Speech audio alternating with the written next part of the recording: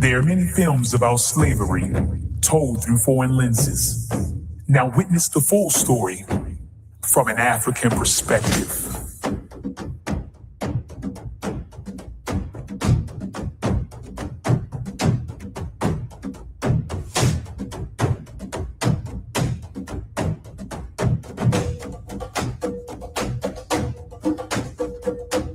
How did slavery in Africa begin?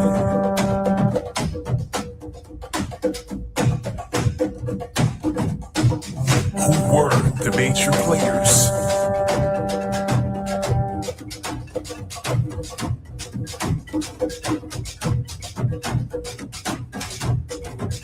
Who resisted?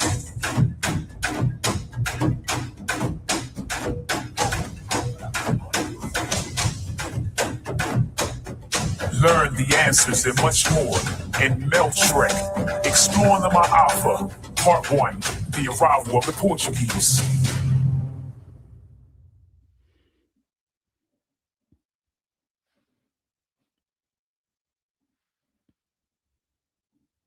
Peace and love, family. Welcome to another powerful discussion with your sister, Dr. Ma'at. I know you all see on the screen, it said coming in 2020, but this is an old trailer. This is an old trailer. We actually dropped Meltrek episode 3 last February of 2024. And so if you head on over to meltrek365.com, family, scroll down here to films. You can click on any one of these films. It's going to route you to this page right here where you can download Meltrek episode 1, Exploring Ancient Africa, Meltrek episode 2, Exploring the Pre-Columbian Americas, and Meltrek episode 3, Exploring the Ma'afa, Part 1, The Arrival of the Portuguese. And you all say, why did Dr. Ma'at play that trailer tonight? Because you see the title, family. Tonight, we're going to be talking about slavery.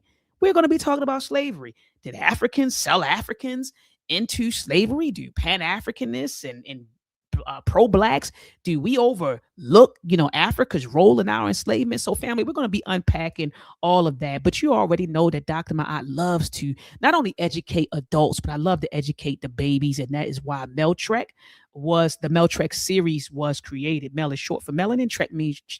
Mel is short for melanin.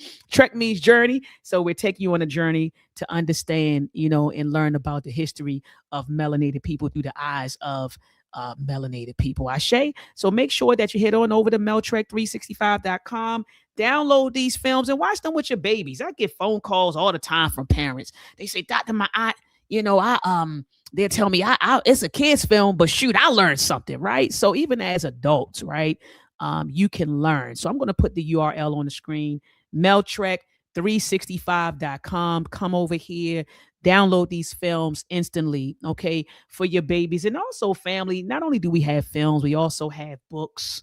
All right. We also have books, man. So you can come on over here, click on books. All right. We have activity books. We have story books, all sorts of stuff, family. All right. And then also, family, make sure that you head on over to consciousingenuity.org. Let me throw that URL in the chat as well. Come on now. We talk solutions on this platform, man. We talk solutions on this platform. Head on over to consciousingenuity.org, family. Okay, let me put the URL on the screen. All right, to get your child enrolled in what I call one of our youth empowerment or all of our youth empowerment programs. First up, we have Conscious Ingenuity, which is a program that utilizes science, technology, engineering, art, agriculture, and mathematics to build character, confidence, and capabilities in Black children. We also have the UACI virtual STEM camp. It's a 100% virtual STEM camp where children log on with Dr. Ma'at and my co-founder, Baba Amin, where we teach them about Black history in STEM. And they also learn AI, right? Artificial intelligence, the fundamentals of artificial intelligence, cybersecurity, and even programming, right? Coding. And this past winter, we just finished up our winter cycle of the UACI STEM camp, and the children were learning Python. All right, they were learning Python for an entire week. And then lastly, family, shout out to the PLM family. Peace and love to Baba Emotep Fatiyu and also Mama Ngina. We have the Asafo training camp and the Agoji training camp. These are our all boys and all girls training camps that which focuses on character development, critical thinking skills, and also life skills, conflict resolution. And these are in-person camps offered in Baltimore. But it doesn't matter where you are, family. There are a bunch of people up and down the East Coast who come and spend time with us for about a week in Baltimore. And these camps are offered, let me see, the last Sunday of July. All right. And so we'll be opening up registration soon. So make sure that you head on over to consciousingenuity.org. Okay. And get your child enrolled in one of our youth empowerment programs. Now, let me stop sharing my screen. All right, I see the Maadian family is pulling up, man. The Maadian family is pulling up. You already know Sister Rashamel is in the building. Peace and love to you. She said, peace and much love. You know, I see JG11 said, peace, Dr. Maad. Peace and love to you. I see Tim Jones is in the building. Said, peace. Hope everyone is well mentally and physically. Ashe. It says, I see Dennis is in the building. Dennis Preggins, 862. Dennis Preggins said, much love. All right. This is Constance people coming in here because some of these names I don't know, but I do know Asafo. I see Asafo Fatiyu is in the building. Peace and love to you. Someone said, thank you for this, man. No, ain't no problem. Thank you, man. All I ask is that people just spread this information, right? That we have spread these resources that we have, you know, within our community. All right. I see Baba's in the building. He said, Ahuru Sasa, Dr. Ma'at. Yes, this needs to be addressed and clarified. He said, no excuses for the Yarugu. I see the great Dr. Craig Samuels is in the building. He said, peace, Doc to you. Bibi Fahodie, back to you. I see Miss Tiffany 410 is in the building, the best moderator on YouTube. Peace and love to you, Miss Tiffany. I see that he said somebody says, I am Hotep. Imhotep. Imhotep is in the building. It's a whole bunch of y'all coming in here. Sister Sherry Sabaz is in the building. Peace and love to you. Sister Myra Riddick is in the building. One of my supportive parents. Peace and love to you, Ron Green. I see you, man. And my audience family's pulling up. And I appreciate that. Family, we got a special guest in the building, family. This sister is a bad sister. And look, I was building with her before I went live backstage. And I had no idea that the sister did as much as she did, right? And she's a very accomplished sister, very humble sister as well. But I follow her on IG. And she puts out a lot of really good content, And there was a video she recently put out or that she published, and it was on slavery. And she talked about this whole idea of, you know, people now saying that, you know, well, the Irish were enslaved too. White people was enslaved just like y'all, you know. And so she laying that, you know, that misinformation. She slayed it with her video. And then in her video, she also talked about, you know, this notion that Africans sold Africans into slavery. So I reached out to her. I had to find out. I went in her, slid in the inbox, and I saw that she had sent me her number a while ago. And so then I just texted her and I said, look, can you come on my platform, you know, to discuss this? And she said, sure. So family, without further ado, I bring to you sister, I am Constant Carter. Sister Carter, peace and love to you, Queen. How What's are you? up, Dr. Mad? I am honored. What's happening, family? What y'all up to? How y'all doing? Hey, look, I'm honored that you honored because you a bad sister. You were telling me all the stuff you had going on. Could you tell the people about who you are and what you do? You do so much. Okay. I appreciate it. So I'm Constance Carter. I was sharing with Dr. Maad. Now I've been on stages with Dr. Maad through Dr. Boyce's platform at the All Black National Convention. Yes. So I don't know, maybe we were in the same place. I don't know, maybe we were on the same panel or something like that, but I remember seeing you there. And then you were a speaker at the reparations rally a few years ago when I first moved here. But I was sharing with Dr. Maad before we got on here is that I'm from California. And I just moved to the East Coast about 3 years ago. I built the largest Black-owned real estate firm in California. I'm a real estate broker. I own a mortgage company. I own a cannabis dispensary. I have several best-selling books. And I coach Black women. My passion and my purpose right now is coaching Black women from all over the world on how to make, investments and increase their net worth to 7 figures. So I do and then I also do the B1 real estate mastery training in partnership with Dr. Boyce, where I teach people how to invest in real estate and do a lot of real estate development. So I got a lot of irons in the fire, but one of the things, like you said, was the content that I put out there. I'm a history buff. I love history. I've always loved history. Same here. And Black history, really. I mean, that's what I care about. So, I just kind of see things I always try to bring a historical perspective when I see things. And when you talk about slavery, Dr. Ma'at, what I often see, and listen, let me tell you something. So on my Facebook page, and a lot of times on YouTube, I know I'm doing my job when I get the white people in my DMs cursing me out and saying some real negative things. I'm like, I'm doing my job. People were slaves too, or Black people sold they people into slavery. So I just had to address it with that particular video. No, and I'm so glad you did. And this is a good segue into this. I want to start here with this first claim. A lot of folks will say, and I've heard white folks say this, and now I'm hearing Black folks parrot, of course, what white folks say. And so they say all societies at some point, had, some form of slavery, that was the way of the world at some point. And so, I want you to unpack that with me. This whole idea that at some point, that was the way of the world. All societies had slavery. What are your thoughts about that, Sister Constance? So there was never a time in the history of this world that there was chattel slavery anywhere outside of the Americas. It wasn't done in Africa. It wasn't done in Greece. It wasn't done in anywhere else in the world, anywhere else in the world where they claimed to have slavery. There was no other slavery that was done like what was done to Black folks that were brought over here in the transatlantic slave trade. So throw that shit out. Right. Absolutely. No, absolutely. And you had actually you came in strong. You hit the hammer on the nail. There were I'll say this.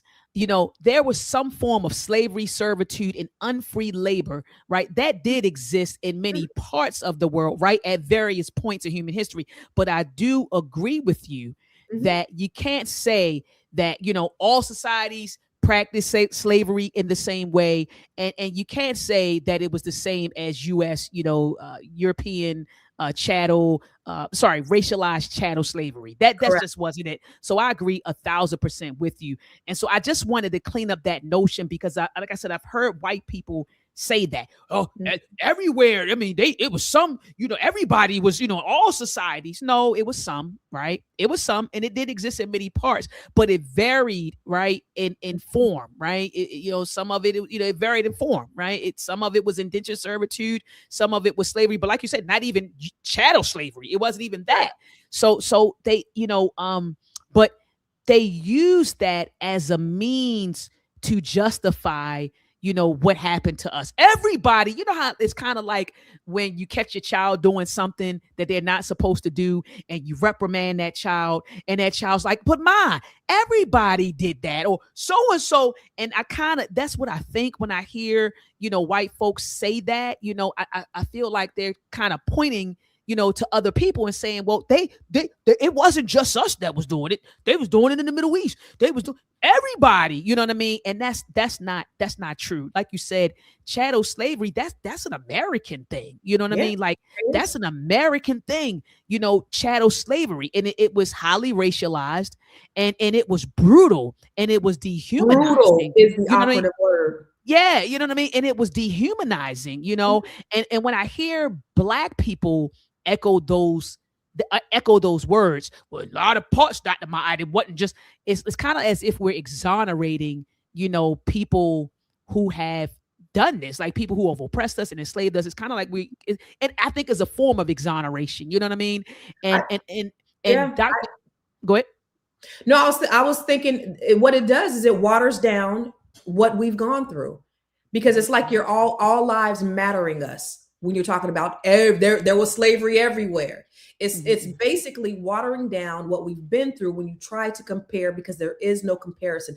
There has not been a slavery in the same way that was as brutal, racialized, and then for life and inherited and passed down from descendant to descendant. There was no freedom in sight for most slaves. So it was not the same. It was not, we work 7 years, then we get to assimilate into society. It was nothing like that. It was very racialized. And then they had to make us 3/5 of humans so that they can justify it. So Absolutely. very different. No. I mean, I agree. I agree 1,000% with you. And I just want to drive home the point again, family, because I know some of our, family who's listening, and this, this is not the Maadian family, but some people, when they look at this video and they chop it up and, the listening comprehension doesn't really quite, but I want to say this again, y'all, what Dr. Maad is saying. And what this sister is saying, we're saying that chattel slavery is an American invention. It's an American phenomenon. It's an American thing. We are acknowledging that in some parts of the world, in a lot of parts of the world, they did have some form of, of servitude, slavery, if that's what you want to call it, or some type of system of if you want to call it unfree labor, right? Like debt bondage, Right. captivity and Different. war. That's different. Forced labor, it like various forms of servitude. Call it forced labor. That's it. Yeah, exactly. Call it exactly. And they were present in a lot of ancient societies, Africa, Asia, Europe, in the Middle East. You know what I mean? But when we talk about chattel slavery, that is an American thing. Now let's move into this whole idea that Africans sold Africans into slavery. I've been hearing a lot of people say that, and especially when, and I told you before we even went live, I said I subscribe to, I'm a Black nationalist, I'm a Pan-Africanist, I'm pro-Black, I'm all of that, right? And I said, you probably don't subscribe to that. And I said, that's fine. And you didn't indicate whether you did or didn't. But my point of bringing that up is this. When people attack, especially Pan-Africanists, they use that. They say, well, you guys want to unite with Africans, but Dr. Maad, don't you know that the Africans participated in enslavement? They the reason you over here, and so they kind of, sister, are you there? I'm here. Okay, I'm sorry, because I thought you was frozen. No, I'm listening. I told you my Wi-Fi a little janky over here. But they use that, and I've been hearing people when they want to kind of throw a jab at Pan-Africanism, they're like, why would you want to unite with those people over there? They are the descendants of the people who were responsible, for you being here. They were responsible. They played a role in our enslavement, and they sold us for trinkets. And hold on, let me be clear, Constance. I'm clear on that because I read. This is a good book right here. I recommend everybody get it. The Portuguese in West Africa, 1415 to 1670 by Malin Nuit. And what this author does is translates a lot of writings. The Portuguese, like one thing I can say, Constance, and I know you're a history buff, so you already know this. The Europeans left great records of what they did. Okay, when you look at the books on shipping companies, insurance companies, they left great records, diaries, letters, wills, all kinds of stuff to help us understand what they did. So in this book, Malin Nuit translates a lot of the Portuguese. They writing letters from the African kings were writing letters to the Portuguese, kings and talking about it. Merchants that were involved in it, they were talking about it. And so I'm clear that the Africans did sell. And I hate saying the Africans, right? Because then we're treating it like it was a monolith back then, and it wasn't.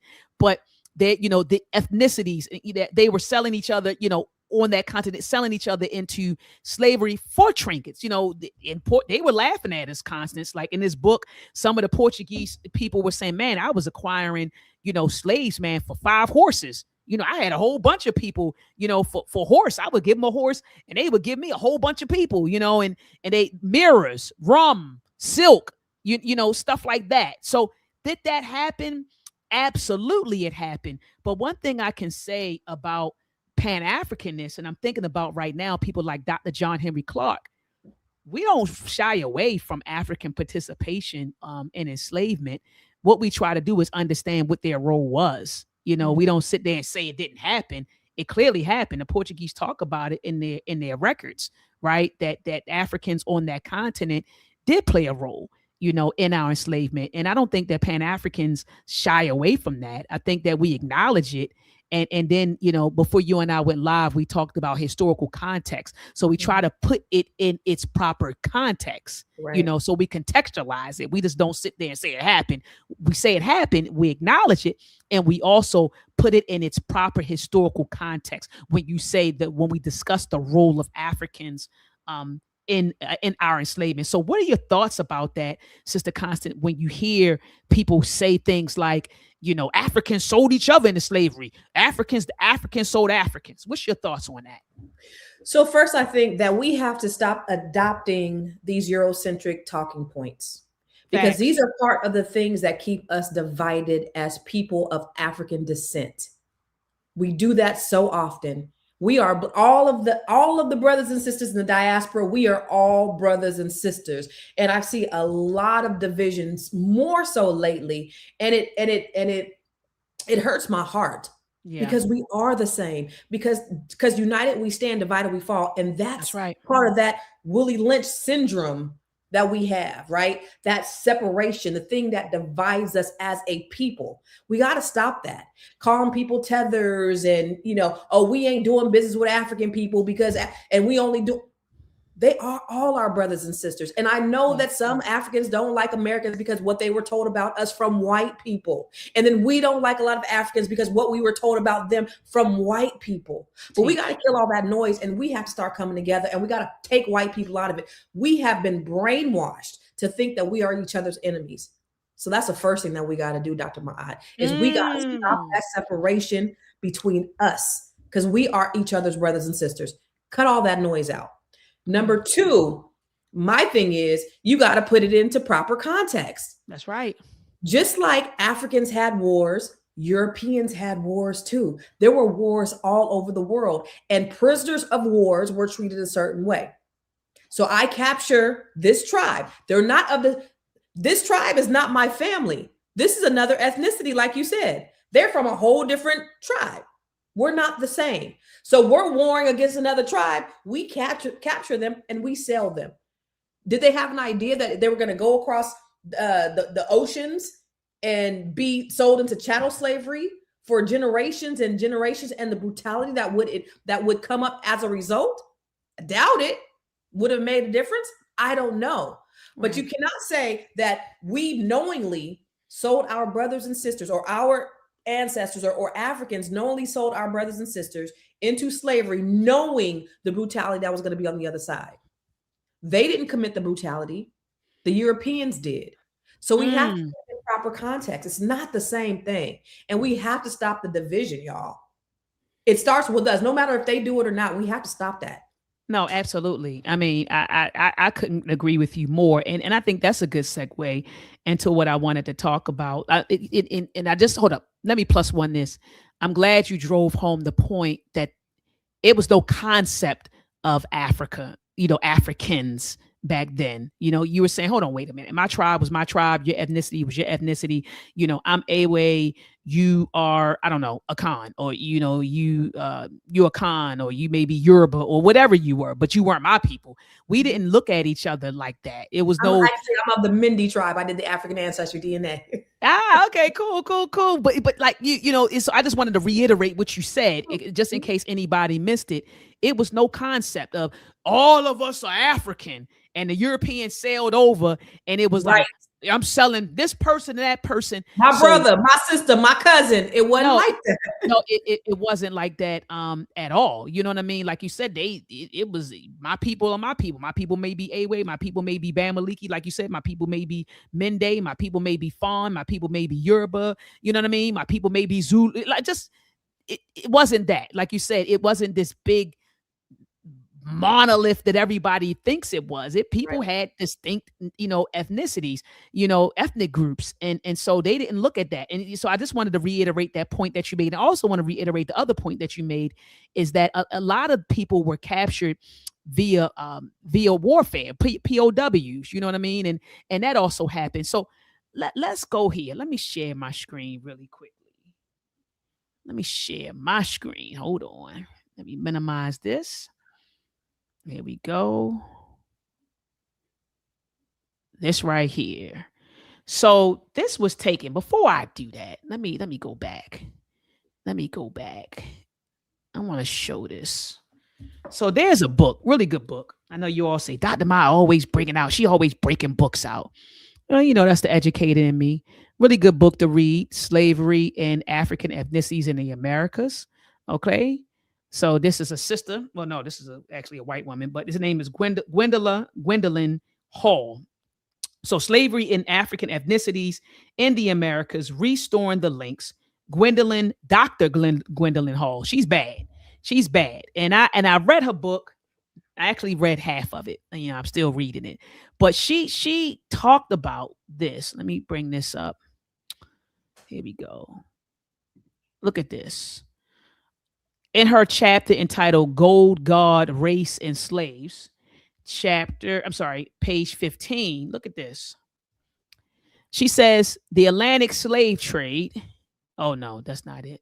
I didn't mixed up pages. Hold on. I didn't mixed up pages. Hold on. Let me go to okay. This the page. That's where I want to start. Right here, family. This is where I want to start. Let me go back over here. So she says in Africa, slavery was often a system of incorporation into the society. Hold on, Sister Constant. Hold on. Let's go. Let's start. She said it was incorporation, because we talked about earlier how chattel slavery, and there was a brother in the chat that said chattel slavery existed. He said chattel slavery existed. We said it was an American thing. There's a brother in the chat. Hold on, brother. I just saw your comment. Brother Corey, I'm not sure who he is. Corey Commercial RE. He said chattel slavery was done in other places. He said race-based chattel was specific to North America. We're going to unpack that later. But I want to go back here because I do want to talk about African slavery. Right? What we're calling African slavery. It says in Africa, slavery was often, since we're talking about Africans sold other Africans into slavery, they was already doing enslavement. And you said, well, no, they didn't really look at it like they didn't really understand that they were selling their people, or it's not selling their people, but selling other groups of Africans into chattel slavery, because you got to understand how they thought of slavery. So I wanted to unpack that. So it says in Africa, slavery was often a system of incorporation into the society. According to Robert Harms, it says when a newly purchased slave arrived in the Bobanji village, he was either a Montambu, a purchased slave, or a Montanji, a prisoner of war. War prisoners were usually sold again to get them as far as possible from the point of capture, but purchased slaves were genuinely incorporated into the society, which would generally lead to full membership. Are you with me? Are you with me, sister? Mm-hmm. So if we keep on going, right? If we keep on going, man, I want to read the whole thing because I don't want folks to say she's skipping around. Hey, let's get the full context. Let's get the full context. So it says full membership. While the slave status gave the dispossessed person a master to protect him from others, it provided only limited security because there was nobody to protect him from the master. The main difference between a slave and a freeman was that the freeman could not be killed at the whim of his master or at the funeral of his master. This was not only a legal distinction, but also a practice one derived from the fact that a freeman's family would protect him while a slave had nobody. A rich and a powerful slave, however, look at that, a rich and powerful slave Sound like an oxymoron, doesn't it? Sounds like that's what I was gonna say. Sounds like an oxymoron. Yeah. It says, however, had his own slaves to protect him, so there was little practical difference in legal rights. Look at this. So then it says the slaves defined their relationship, and I scanned it in a little crazy. The slaves defined their relationship to their master and his family, as well as their relationships to each other by employing the idiom of kinship. A slave called his master father, and whichever of the master's wives had been chosen to take care of them called mother. Slaves of the same age slaves of the same age, as well as freeborn children of the masters, were called brother and sister. A young slave might call an older slave of the same master uncle, even though they both called the master father. You with me? So when people talk about, I don't think, I mean, you could correct me if I'm wrong, Constance, I don't think that in U.S. chattel slavery that they were calling the master father and the mistress mother, and I don't think it was that. You get what I'm saying? And I want to drive home the point that even though they're calling it African slavery, they called it a system of incorporation. It wasn't dehumanizing. You were incorporated into the family. You understand what I'm saying? You called the person, father, mother, their children, sister, brother, and you could be rich and you could be powerful. And at a certain point of time, you receive full membership into that particular society. What are your thoughts on that, Queen? Dr. Ma'at, slavery in North America was not that. And we know that. These people were animals. These Europeans who had slaves were animals. They were brutal. They were murderous. They were rapers. They were just inhumane. They were non-human. And it's not the same thing. So when they try to make the comparison and they try to water down what we've gone through, that's what pisses me off. And that's the reason why I even had to bring it up, because it always comes up. Because when I talk about, just Black existence today, I like to just go back in history. This is where we were. This is what's happened. This is why we are where we are today. And often, just like I said, white people are always trying to water down our experiences, no matter if it's through slavery, if it's through our civil rights. We let everybody in the party. Everybody want to get part of the civil rights. Now we don't even have our own civil rights. So it's just a thing that's just happened over and over again. And it pisses me off to highest festivity when they try to just, water down our experiences. And that's not what it is. So we have to constantly, and then they try to tell us to forget about it or stop talking about it. But we have to constantly remind people that the reasons why we're here where we are today is because what's happened in the past. So, and we have to tell the truth about it, because that's what they're doing. They're not telling the truth. They're lying. We know it. Just blatantly, they telling us not to believe what our own eyes see as it is. And they're trying to rewrite history. And so I think it's just important that we tell the truth, that we are the truth tellers, because them motherfuckers ain't gonna tell the truth. And I'm sorry to your audience. I curse. I love the Lord, but I will curse too. So I'm just saying they don't tell the truth. And that's what pisses me off. No, and I mean, absolutely. And I just want to +2+1 what you're saying. We got to tell the story. They're gonna, it's an African proverb. What did it say? Until the lion begins to write, the story will always glorify the hunter. So we gotta sit back and not sit back. We had to tell the story. We can't sit back. That's what I meant to say. We can't sit back and allow other people to tell our story. We had to tell it. And that's what the Meltrek Project is all about. Us telling our story and teaching it to our babies, right? Like teaching it to our babies, us telling our story, even the way that you do it. And I love the way you do it. It's masterful. The way you do it on Instagram, the videos that you create, telling our story. And I love your videos. One, the images are great, but the information is on point.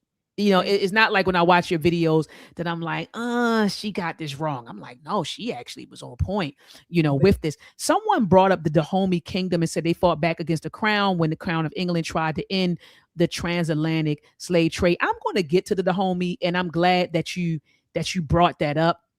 family. I'm glad that you brought that up. Let's get back here though. Let's get back here. Let's get back here. Um, I want to show you this too, and this kind of drives home one of the points that she made. It says during the first years of slavery, no, I don't want to get there. This is what I want to highlight on this page. It says some scholars claim that before the Portuguese arrived, we're talking about in 1441, there was no word for slave in the Bantu languages of West Central Africa. Okay, so it says Costa y Silva, I butcher names. It says describes a mild form of slavery. The children, nieces, and nephews of these quote unquote slaves were absorbed into society. All right, it was widely accepted throughout much of Africa over the centuries that children of slaves were free. Sister Constance, that wasn't the case with us over here in America. It was perpetual, right? It was forever.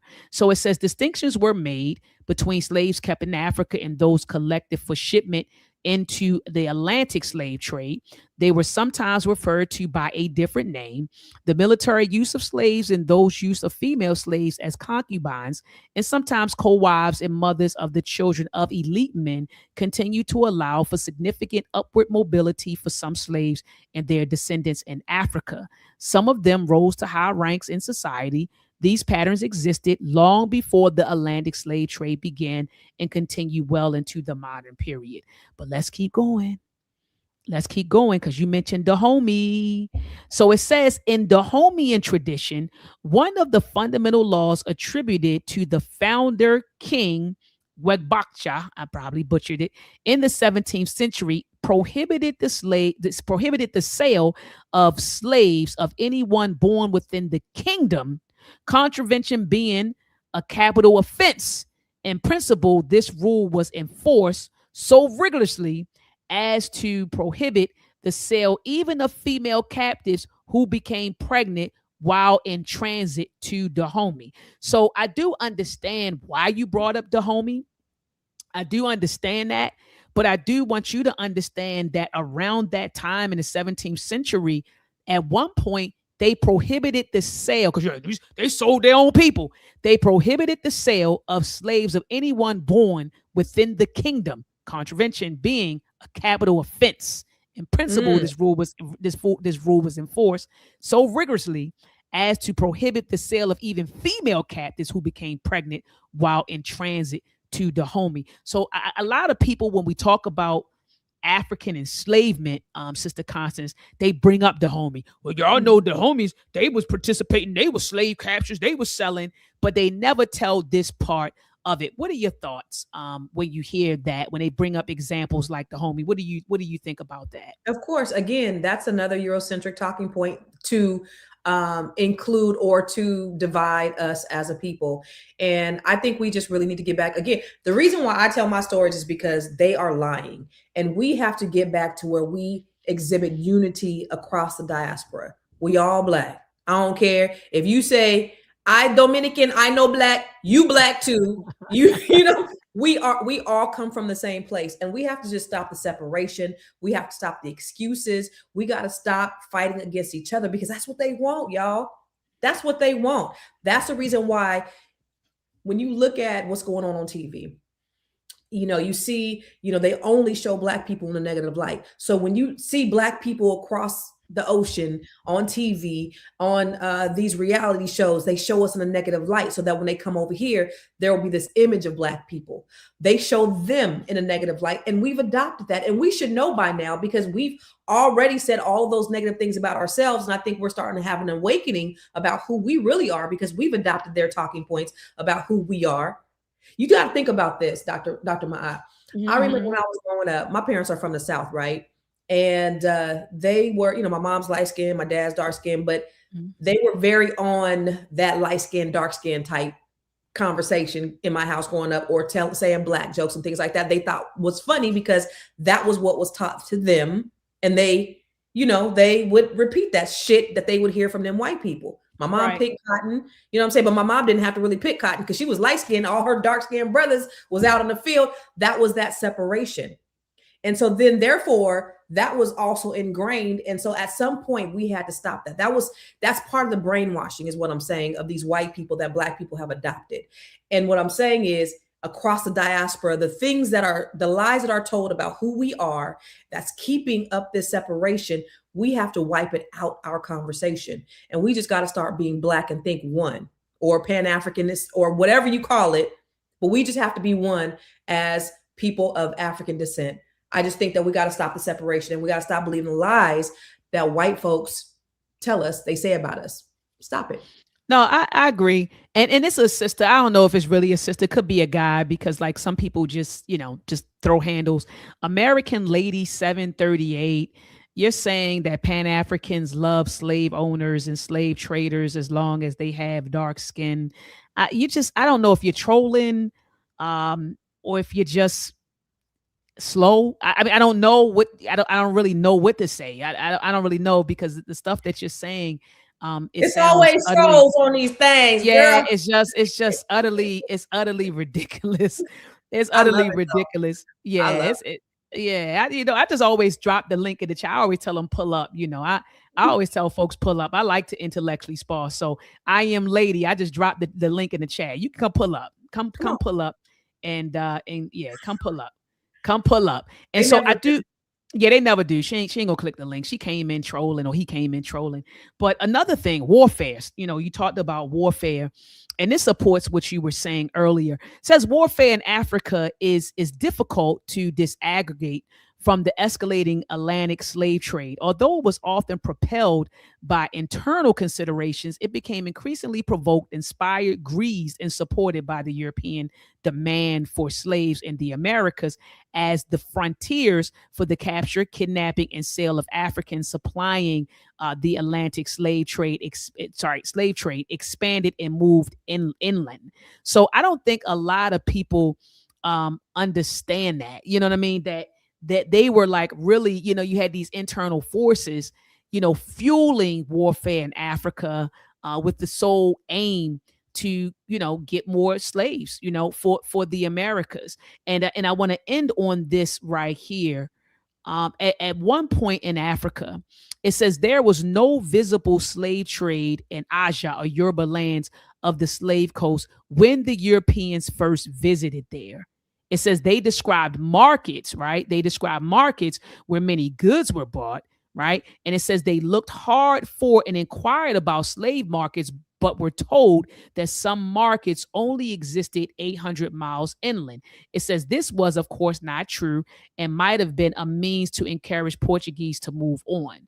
All right. So I do want our people to walk away, with understanding, again, pro-blacks, Pan-Africanists, Black historians, Black nationalists, don't run away from that, the whole claim that Africans participated, right, in the enslavement, right, in the capture, right, in enslavement, the capture, the selling, and enslavement of other like Africans, right? But we had to put things in its proper historical context, and that is what's missing. People like to throw out things that happen, but they don't contextualize it, right, at all. And context is key. And remember, we used to hear that constantly when we were younger. Context is key. Context is key. It really is. It's not an excuse. It is, hey, I need to understand what's happening. What were the dynamics that were shaping, this event? For example, how like, okay, how we say when I was coming up, I remember hearing things like this little girl is fast. She's fast, for her age. She's fast, or she's promiscuous. Or even boys, he's promiscuous. He's fast. But, and I used to be one of those people, very judgmental in my teens, 20s, early 30s. Look at what's going on. So I could diagnose the behavior and tell you what it is, but I didn't get to the root of it. What was happening? Why is this person the way they are? Even little kids who are angry. This person is so angry. But let's why? What happened? What did this person, what was his or her lived experiences that shaped him or her to be who they are? It's the same thing that when you try to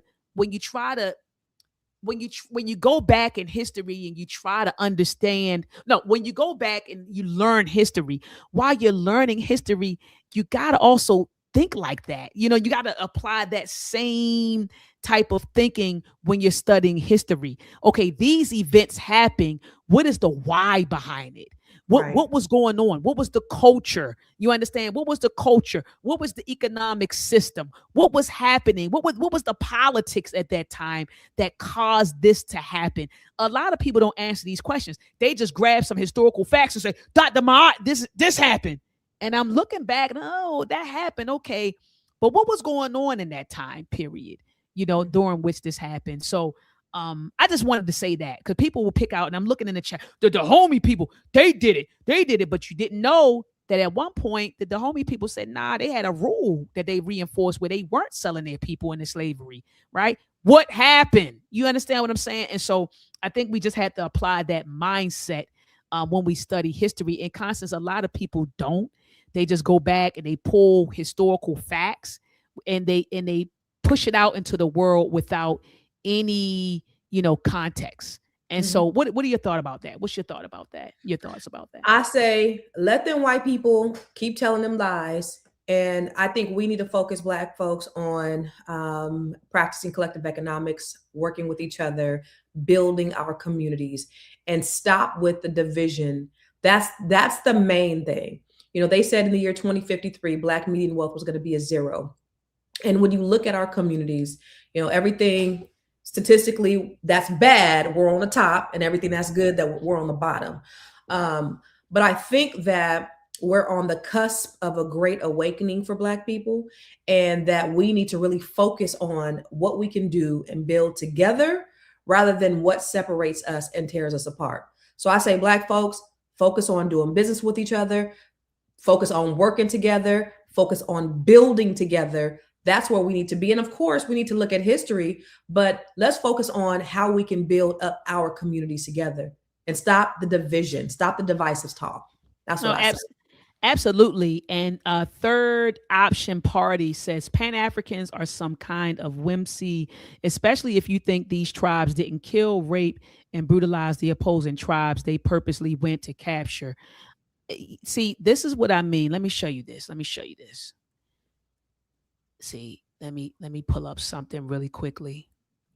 So the definition of listening comprehension, all right, it is the ability to understand and process spoken language, going beyond just hearing to grasping meaning, context, and intent through active engagement, attention, and interpretation of sounds, words, and structure, crucial for communication and learning. We clearly acknowledge that. We acknowledge that happened. I don't know.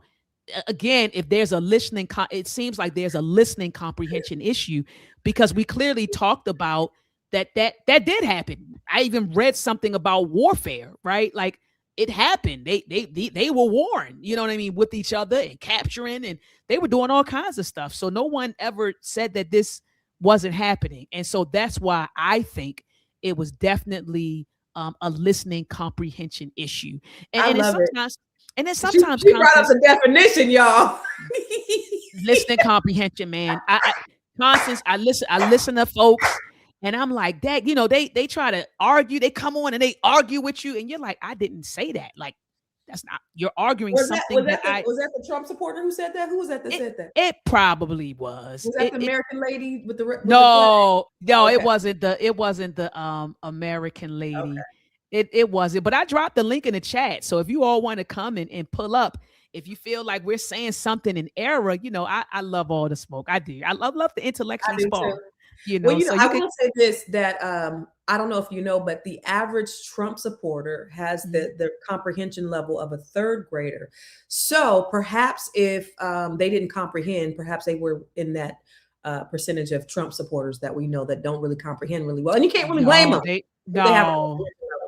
Yeah, but then you know, it's sad when people have a listening comprehension, when they have a comprehension problem, they don't know it. Like some people don't know it. You're sitting there, you're like, man, I didn't even say that. That's not, you know, that's not what I said. You're arguing something that I did not say. You know, it was Right. to see if you was He arguing broke against down something the I actually definition, said. y'all. But I they, love it. man, yeah, man. So I see Trevor. Trevor, hold on, Trevor. Trevor, cut your camera on. Or can you cut it on? Or you just want to cut your audio on? What's up, Trevor? Trevor, you there? If you don't get on, get on the camera. Trevor, where you at? Trevor, where you at, Trevor? Pull up Trevor on us. Where you at, Trevor? Trevor came in. Oh, there he is. Trevor. What's up, Yeah, Trevor? you hear me now? Yeah, we hear you, brother. Go on and shoot. What's your thoughts, man? Go ahead and build. Well, so yeah, no, I understand 100%, you know, the this concept of like Pan-Africanism and how it's been pretty essential to like the Black radical tradition, and we've had some of our very very prominent Black leaders subscribe to the idea of Pan-Africanism. So I get it. The only issue that I find a lot of times is that oftentimes, and not saying anybody on this panel, but oftentimes people try to absolve Africa of any wrongdoing when it came to the transatlantic slave trade. And the transatlantic slave trade was Western countries, but also, as you mentioned, and you know, I wrote in the chat, the Dahomey and the Oyo, who were so involved that once the transatlantic slave trade was supposed to stop, they wanted to continue it because it was propping up their economic. It was an economic driver for them, and I think we don't really try and find context for anyone in America or any you know, Southerner or Confederate sympathizer when it comes to what they did to Black people. So I wouldn't try and find a context or try to, you know, justify any actions. I'm not saying that's what you're doing, but I wouldn't try and justify the actions of the Oyo or the Dahomey. You know, because I didn't justify anything. I just read the history. Go ahead. Yeah. No. I'm just saying, you know, so I don't think there's any amount of context that can really, you know, absolve whether it's a Confederate in the South or whether it's an African on the West Coast of Africa. Who's absolving? Who's absolving, sir? Well, so I know, and earlier in the podcast, it was like, well, in America, it wasn't that, or in West Africa, it wasn't as brutal as it was in America. And no, no, that's not what was said, sir. Okay, well, maybe I misheard. So what, let me explain what was said. And Constance, if you want to jump in, or, you know, so what we were saying, and if you go back and listen to it, we were talking about forms of slavery, right? Like throughout the world, because there was a claim. So there's a claim on the internet that, you know, slavery at one point was the way of the world. You know, people put that out there, that slavery at one point was the way of the world. Everybody had slavery. And so the first thing that she and I addressed was that false claim that slavery was the way of the world. No, I mean, many parts of the world had systems of free labor, right? And you know, some people had indentured servitude, some people had slavery, if that's what you want to call it, and then you had U.S. chattel slavery, right? And so we addressed that claim, and then we moved from that to talking about African slavery, or what people think was, you know, what they call African slavery, and we defined what that was. At no point did anyone try to absorb Africans for their participation. We actually acknowledged it, and then we talked about how Africans viewed slavery, if that's what you want to call it, on the continent. Like, how did they practice slavery? I don't even like calling it African slavery because that's not what it was. But we talked about that. So no one tried to absorb. I'm trying to understand, where did you get that from? So yeah, I think too, if I can add to that, because she absolutely didn't absolve it. She actually acknowledged it. But it sounds like what you're trying to do, Trevor, is you're trying to compare them selling of the slaves in comparison to what actually happened when they got to North America. And they are not the same. It's very inconsequential. So when you say, oh, they fought to keep slavery, okay, you may be right, because I don't know, I didn't read the book. However, what they weren't fighting for is to keep their people, or keep people as lifelong descendant chattel slavery in the same brutality that was happening in North America. They were fighting for their economy. It wasn't the same. So my thing is, when you try to conflate it and make it seem like it's their selling of slaves is the same as the brutalization of slavery that happened in North America, I think that's very different. Well, Well, I think a Confederate sympathizer in the South could potentially make the same argument that their entire motivation for enslaving people was was the Free economy. labor. Yeah, it was the Yeah, free economy. labor Yeah. to generate income and we know that slavery at some point in this 19th and 18th centuries, the aggregate of slaves were 75% of the GDP, right? So like we understand how big of a market It's business. Yeah, it was it was a business. huge business. Yeah, Exactly. absolutely. So, Absolutely. right. So yeah. So I mean, I think what's good for the goose is good for the gander in the sense that, like, if we're not excusing Confederates who wanted African people to work for free in the South, we can't excuse, and I'm not saying, I'm just using excuse because I don't, for lack of a better term, the Dahomey and the Oyo. I don't really think they cared what happened to those people. Like they weren't like checking on them, trying to figure out, hey, are they How are they okay? going? How are they going to check on them? Go ahead. Well, there were boats at that time. There were ships. The So Dahomey the Dahomey people had a bunch of ships and could come over here and check on us, sir. the Dahomey was one of the most powerful kingdoms in West Africa. They had shipping and trading relationships with a lot of the Western countries, England, the Portuguese. And in fact, the ships that there was a West African squadron that the crown had to put off the coast of West Africa to prevent African ships or ships with Africans from going, completing that journey to the Americas with those illegal enslaved people after the transatlantic slave trade had ended. So this is how prolific slavery was, not just in America and amongst the Europeans, but also amongst these kingdoms in West Africa. Okay, hold on, real quick, Trevor, because I had Brother Ankh on here, sure. and he did a lot of study. You talk about Dahomey and the slavery. So Brother Ankh, Brother Trevor, he came on and he said, well, it's two things I hear. And Trevor, you can correct me if I misrepresented anything that you said or were trying to convey. The first thing he said, Brother Ankh, is the Dahomey people fought to keep the transatlantic slave going when the crown tried to stop it. They wanted to keep it going. And so I just want you to address that point first, Brother Ankh, and then I'm going to move into his second point. We can move into a second point, which was, well, I don't think the Dahomey people cared what happened to Africans after they sold them, because once they sold them, they didn't come check on us, and they had the ships, they had the means to come over here and check on us. So could you talk about those 2 points, Brother Ankh? I think, and how you two ladies doing? Dr. Miata and what's the sister name? Sister Constance. Sister Constance. Sister Constance, how you doing? How you feeling? Hello. Good, great. And Brother Trevor, right? Did I get that right? Yes. Yes. So you can have a fact, but take it completely out of context. So, and which is crazy work right there. And that's something you should never do. So historically, maybe they wanted to keep it going because at that point, it's their only game in town. It's the only business. And I can understand that. But the whole context of it was they was involved in a global network of slavery. It is what it is. Like at that point, ain't no choice. Okay, point blank. The extraordinarily crazy claim you made was they didn't care about where we went and didn't come get us is ridiculous. Like they had world maps, like they even remotely knew where we was going at to go get anybody. It's crazy to me. So they was a continental people. They wasn't a global people at that time.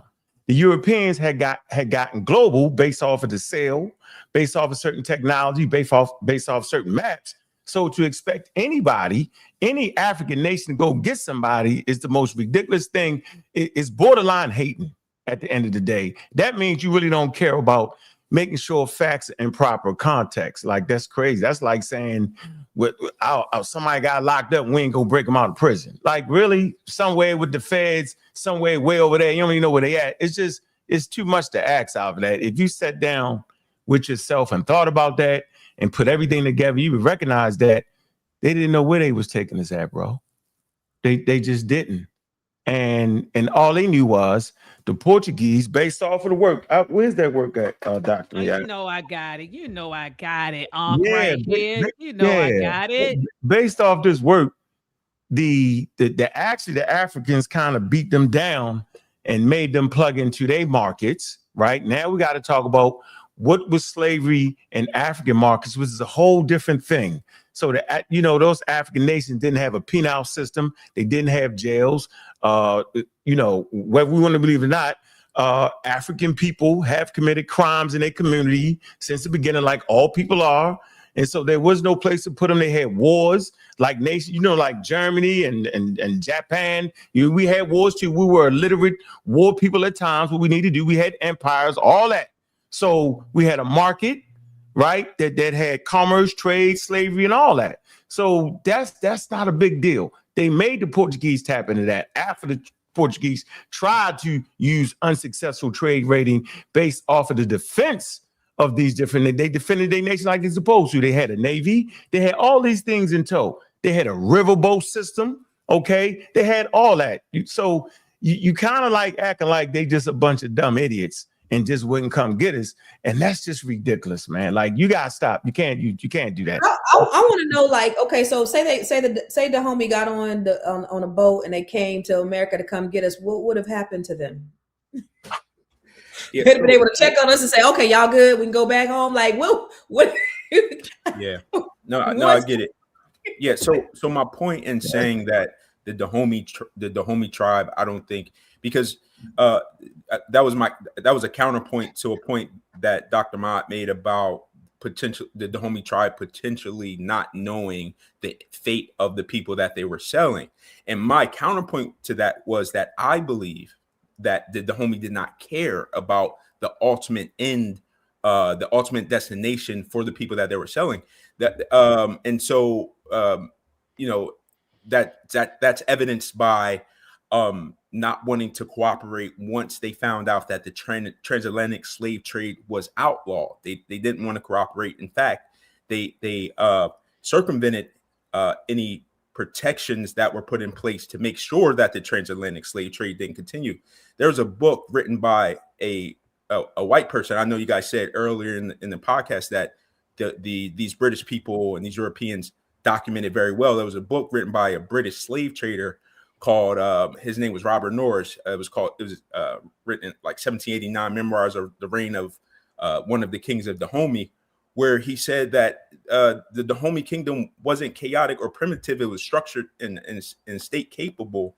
And then, in fact, if the captives who they mainly got by war and conquest weren't sold in the Atlantic slave trade, they would be killed or sacrificed.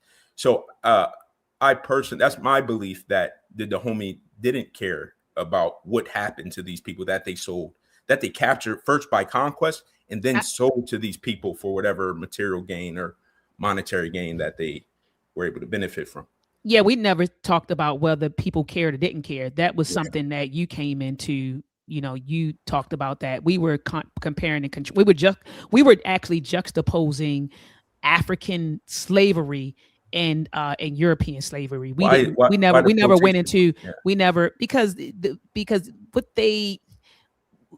Are you saying that slavery I never said that. Let me say what I said. I put up this book right here, Slavery and African Ethnicities in the Americas. And I talked about, and you can go back to the tape, like you can roll it back.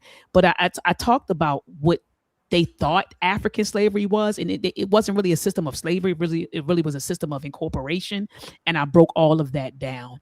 So we already kind of addressed that. But Trevor, it's kind of like I don't know. Can I ask you a question, Trevor? What is your ethnicity? I'm Black American. Oh, you're Black American. Okay. Yeah. And in the chat, you put this right here. You said, knowing the history of the world isn't Eurocentric. Who made that claim? It's kind of like you trying to like, you want to, who made that claim? Like who said I'll that? tell you. Yeah, I'll answer your question. Sure.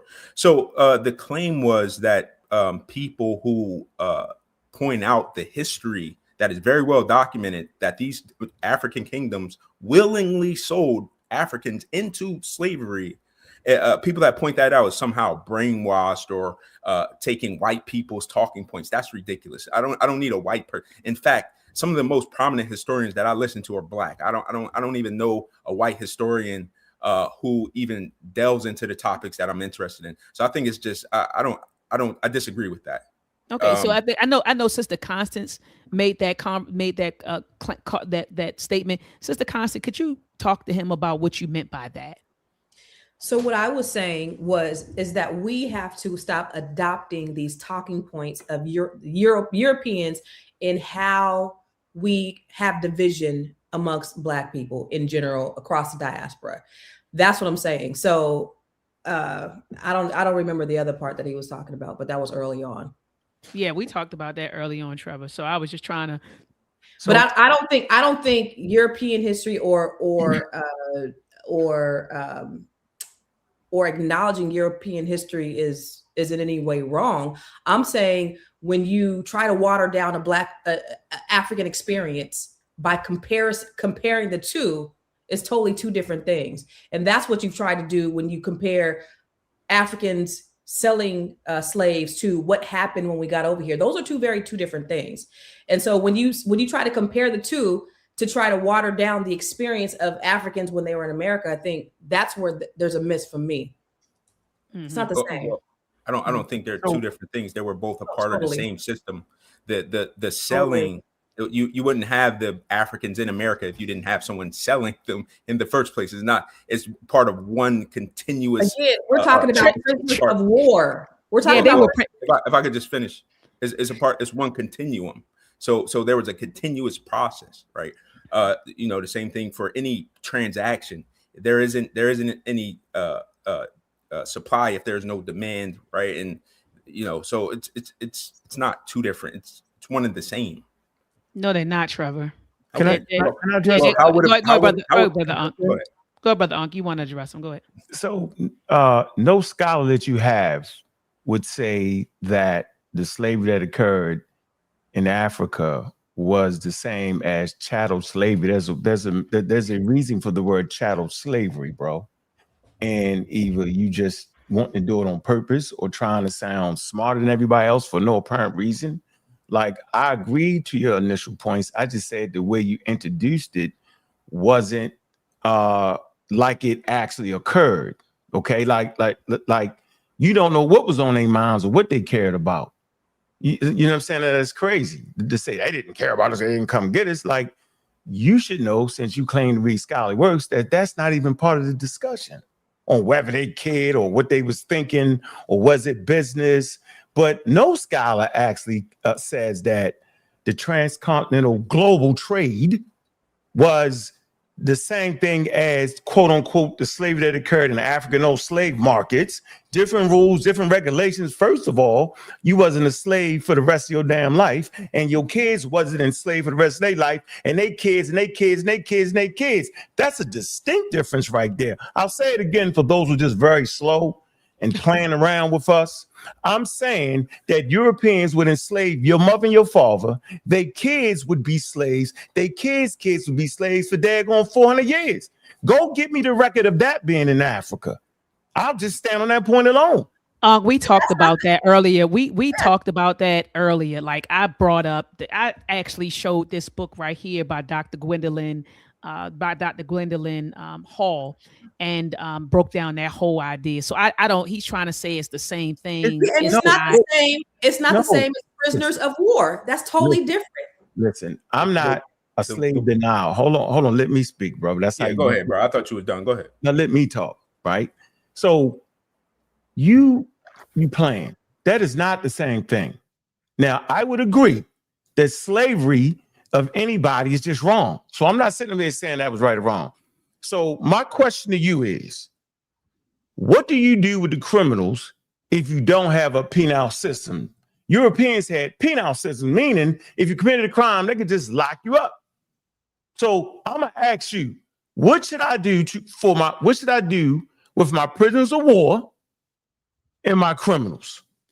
If I'm in Africa, if I'm understanding African culture, custom, and traditions, and the way they handle that, I'm asking you, what would you do, Mr. Trevor? Yeah. So I think what a lot of people misunderstand about the Dahomey, they were very intentional in their participation when it came to their participation in the transatlantic slave trade. A lot of the quote unquote wars that they initiated was in order to capture people to keep their economy running on the selling of enslaved people. So it wasn't just that, a war where they had a disagreement about something and people just I apologize, Trevor. I was just talking about African slavery in general. I'm not going to stay on the Dahomey. I'm just talking about I don't understand what slavery, and that there was there was slavery. We're talking about the transatlantic slave trade. Okay, but okay. So if we're talking about the transcontinental slave trade, then why just stay stuck on the Dahomey? We're talking about generally speaking. Hold on. I want to make sure because you kind of you're cutting me off first of all, and no, I didn't know because I was trying to let you know that I'm talking about the transcontinental slave trade. Okay, so am I. African nation. Okay, so just let me finish. So the Dahomey kingdom was one of the biggest players in the transatlantic slave trade. Anyone that has done a modicum of research on the transatlantic slave trade in West Africa's involvement knows this. And my point was that, man, I don't cut people off, man. It's kind of rude to cut me off. I'm in the middle of a sentence. Now I can't even go ahead, man. You got it. No, go ahead. Rethink your thoughts, brother. I just wanted to. Okay, I apologize for cutting you off. Go ahead, brother. Catch it. You can catch your thoughts. If it was that serious, you ain't forget about it. Go ahead. Nah, man. You go ahead, man. When you catch your thought, you can cut me off. That way we even up. So my point is, I'm not just talking about the Dahomey, whether they the largest players or not. Okay, we can talk about Nzinga, King Alfonso. They was the first players. You ain't get much bigger than them. Okay, I remember what I was going to say. Okay, so, go ahead, brother. So basically, these wars that were started by a lot of these kingdoms that benefited economically from selling and trading enslaved people, they were started with the intention to capture and trade people. They weren't started for disagreements between a chieftain selling his daughter but not receiving however much the dowry. It wasn't for those types of things. They were intentionally doing it in order to continue to be active in the transatlantic slave trade. So I would like to introduce to the audience something that most people forget. They actually act like that Queen Nzinga, King Alfonso, and the Dahomey was sitting in Europe when they decided to figure out how they was going to go get some Negroes. They actually wasn't. At no point was they over there in the planning stage, putting it together to go get African people. So let's establish that Europeans started that. Europeans started the transcontinental global slave trade. And I want to add this piece to it before I get into my explanation. The slave trade was so serious and brought so much money that it produced a global economy that, guess what, that fueled the industrial age, the industrial age 1, the industrial age 2. Do you know how significant the industrial ages are to planet Earth? And do you know what labor fueled that? It was slavery. It brought them abundance of money at the point where they was like, man, we don't need slavery no more. We need them people to start working in the factories that we building. School systems was set around that, training you to work in a factory. I mean, do we really understand a cohesive story and understand that? So it's the fuel for the global economy, and Europeans started that. So now we got that straight. So I don't want to hear I don't want to hear that. Now let's get to the Africans' role in slavery. Let's get to it. Let's get to it. Okay, they already had a system in place. But I can tell you what happened. So if I'm on a corner and I sell weed, selling weed, right, sometimes can be harmful. You can get killed doing it, you can get robbed, but it ain't like selling heroin and cocaine. Nope. But if I got a network already set up for selling marijuana and some wild guys come in, right, that's already got a motive to send me globally come in, it's an easy plug and play. All they got to do is through lie, deceit, cheating, and all thing they did after we beat them, because they was coming in trying to raid, and we beat them at that. We stopped them from that. So hold on. I don't know, Trevor. Are you familiar with the raiding first? Do you understand that they came in kidnapping and raiding before they actually started buying? Are you familiar with that, Trevor? I just wanted to stop you right there, because I don't know if that's familiar. That's a good place.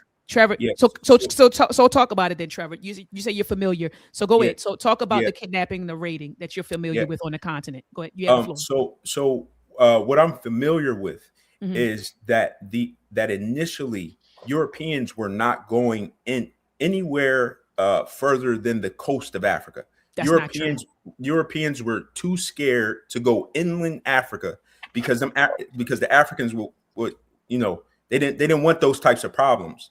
From what I understand and what I've read, the kidnappings, etc., didn't start until later 19th century, maybe maybe later to mid 19th century, maybe a little earlier 19th century. Trevor, that's not true. That's not true, brother. But go Okay, ahead. go ahead. Yeah, that's not true. So the reason why how the Dahomey and the Oyo kingdoms got so powerful is because they were able to engage with the Europeans in this trade early on. This is how they came to have agreements and contracts and treaties and trade for all these different things. Because if the Europeans could just go and kidnap people, why would they need any agreements with the Dahomey or the Oyo? They wouldn't need those agreements. They needed the agreements because they weren't going inland Africa. They were, Yeah, and they say it in this book. So this book right here, Trevor, is called "The Portuguese in West Africa, 1415 to 1670." It was translated by there it is, Malin Nuit or Nuit. And so the Portuguese. So what this author did was take the Portuguese writings, their diaries, their letters, and he or she translated it. Okay, and so the Portuguese themselves tell you that they were raiding villages initially. They were raiding. They were also kidnapping. A few of them talked about how sometimes they would see an African woman getting water with her children, and they said that they would purposely run over to her and grab her child. And they said they knew her maternal instincts would kick in, and so she would run, of course, behind her child trying to get it, but they were trying to capture her. And so they would do stuff like that. And then a couple of them said, man, they got tired of going in and raiding these villages because they were always getting hit with poisonous arrows. So I think, Trevor, you should probably invest in this book so you can read what the Portuguese said from their own mouths.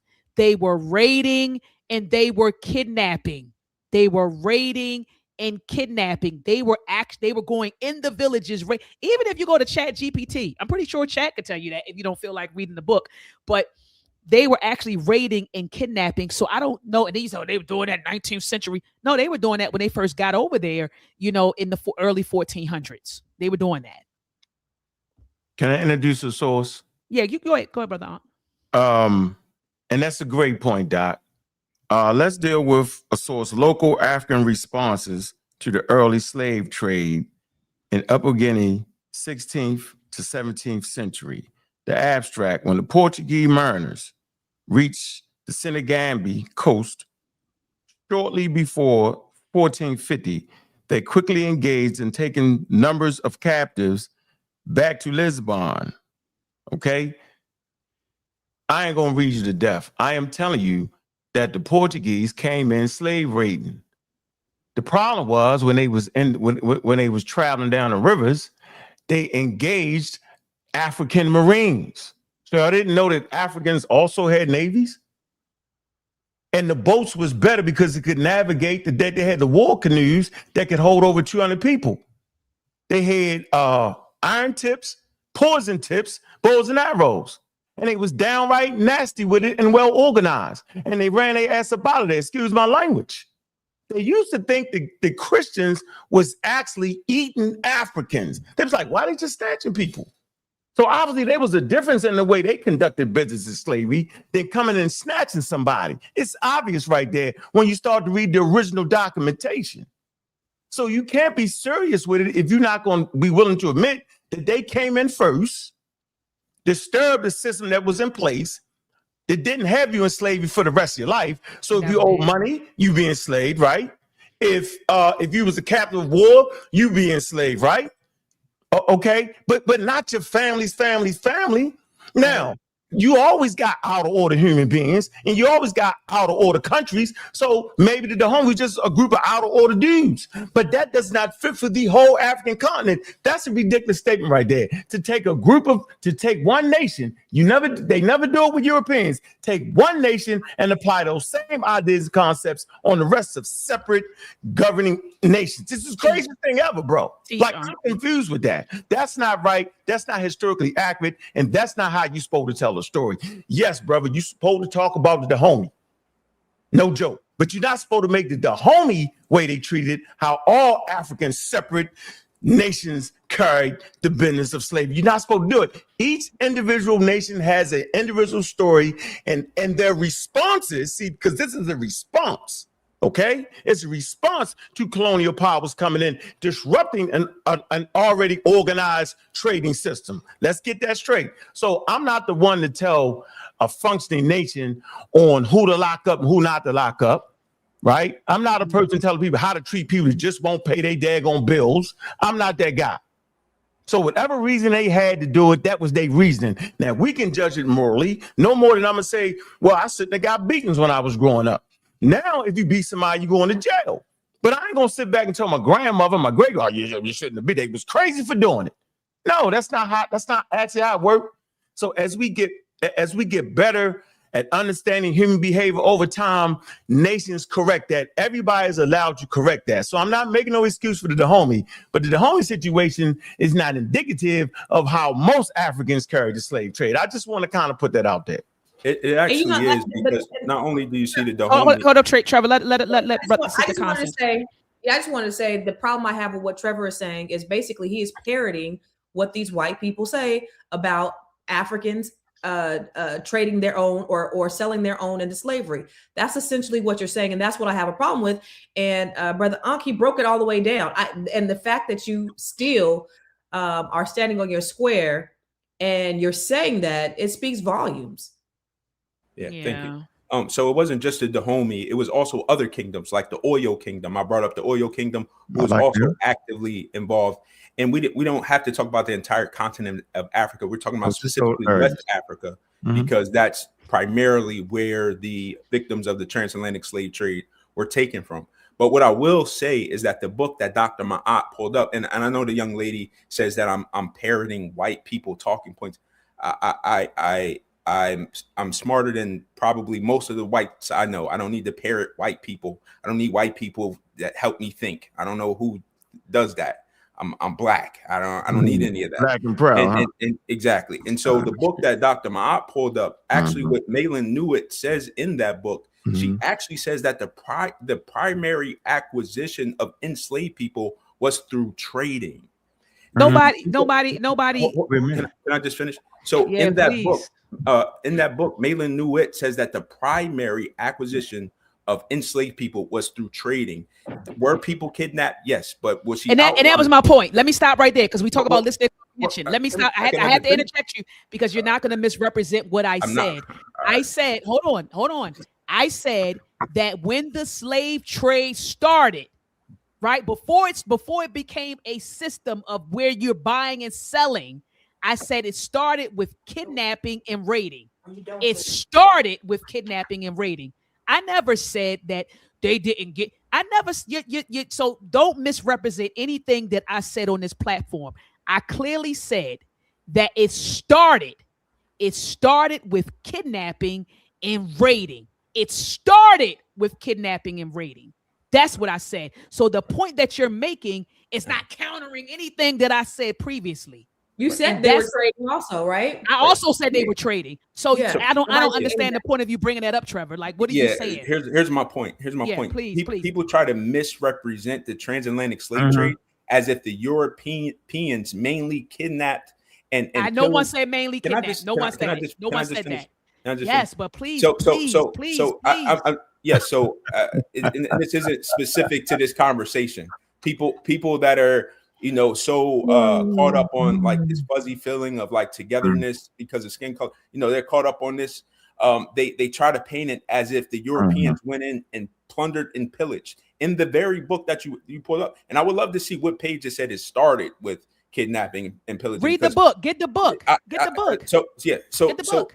Trevor, you funny now, yeah, Trevor. so Now I'm I'm almost actually, saying I can't so I'm even listen actually, to you, I'm, Trevor. I'm actually, so I'm actually telling you exactly what Malin You Newitt didn't even know. outlined. You didn't even know. You never even read the didn't even book. know You what? want to sit up here and have it. I'm not Wait, doing it. wait, Trevor, I'm well, not. Trevor, I tried to be respectful. You're trying to have a conversation about a damn book you never read. Go figure okay. that. You're going All to right. sit here and talk to me about a book you never read because you on Okay. Google right now. All Hold right, on, cool. Trevor. No, Trevor, hold on, man. Hold on. Let me talk. Golly, you're We got it. sitting here wanting to have an intelligent conversation about a book that you never read because you're Googling stuff. And then you're not listening to what I'm saying. I said that it started, and I said the Portuguese will tell you that in this book that they initially, what when they page? went in there, find the book. I'm not going to do the reading for it. I'm not going to. Let me put them out. I'm trying. But you're the doctor. Trevor, listen to what I'm saying. I am not going to engage in a discussion with you about a book that you never read. I gave you a source. I told you what's in it. This conversation is being live streamed right now. I'm not going to take it down or edit it. So you can go back, you can read this book and come back to this conversation, then jump in the conversation. But I refuse to have a debate with you over a book that you have not read. That you sitting over there Googling stuff in real time and trying to counter the points that I mean. Come on, Trevor. That's not an intellectual discourse. That's fine. Outside of the book. Okay, Outside of the right. book, that's fine. Okay, I brought up okay, a source of a person from firsthand experience, not somebody that was born in the 20th century. Mm-hmm. I brought up a source of a Robert Norris who wrote about the Dahomey tribe and wrote about the trading and the types of things that they engaged in. And he never wrote about how he went in and had to kidnap people and drag them to the boat and all these things. These people willingly traded. And I'll let you get back to the show. I appreciate you. No, don't run. Nope, don't run. No, I'm not running. But I don't want to take up all. I don't want to take up all the good conversation. Let me say this. Yeah. No, it's fine. Hold on. I want to know before you leave because you're trying to have a hostile escape or something. Listen. No. I just don't want to interrupt the show. No, listen. It's a good conversation, yo. Sometimes we need the bad guy. I don't know if it's me or you. Let me say this to you, Trevor. Trevor, I want you to know, I don't want you to lead this conversation. I don't want people who's going to take this video and make, because we got the FBA people who's going to grab it and play the game. I don't want you to think that I think there's a white man anything.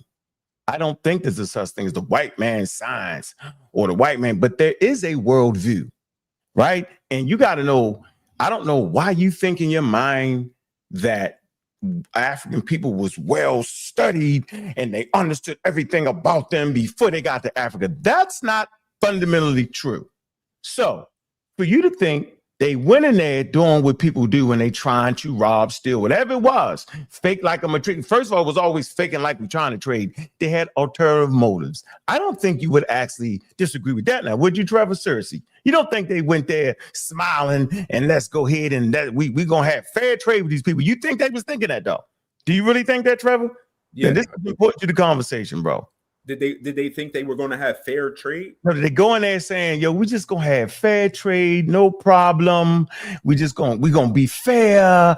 No, they went in there with alternative motives the whole time. Even when they got beat down and stopped from slave raiding, even when they got beat on that, they say, okay, let's reorganize it. We can't. They went in there with the bulldozer and got beat up. That's what happened. Then they had to bow down, right? They had to figure out some people to do the language, get some people to come and talk and negotiate, and they had to chill their crazy asses out. Excuse my language for a minute. And they had to adhere. Watch this. They got beat so bad, bro. See, this is what people don't talk about. They got beat so bad by those organized African nations. Everybody didn't live in the bush. That they had to adhere to African rules and trading. They was like, man, they thought about it like anybody. Let's reorganize this. Let's play the game for a while. Once we get some people that we can talk to and communicate back and forth, then we go right back to our real plan, what we really want to do. So they calmed it down. They fit in. They bought slaves. Now, if you think that the people were selling slaves to them in the slave market actually knew they was taking them to the United States of America, then there's something wrong with you. They didn't know. And if you actually thought they understood the rules of engagement for European slavery, then that's something wrong with you. At first, they knew none of that. Now, as things went on, they start to understand that, bro. Nobody's saying you're wrong with that. I'm just saying you have to be able to see both sides to get the story, bro. It can't be just your side, Trevor, and it can't be just our side. So let's let's using historical content. Let's blend the two things together and get historical accuracy. That's all I'm saying, Trevor. Just for the record, I don't want you What to have I get said that's been again. historical inaccurate? The way, Historically inaccurate. the way you're framing it. You No, have what have I said that's been historically I inaccurate? I said you have historical facts, but the way you're framing it distorts the history. That's all I'm saying. Like what? Like how? Can you give me an example? Because I don't understand that. Did you? If you the homie is half the deaf, and the homie and the homie practices and forget there are other people. There are people that Yes, I brought up the oil. hold on for me. There are people that predate all that. Are you not familiar with King Alfonso? Right there. Are you not familiar No, with hold on. Yeah, let's start there. Yeah, Simon? no. Are you familiar with King Alfonso, Trevor, and where he's No. located? Right. So why even Oh. talk about the slave trade? Hold on. I want to say this. Jesus. I'm no longer having this conversation. That's what I'm trying to say. No, I'm not. No, Doc. You know what? I got No. When I said it, when I got frustrated, let's keep him on there.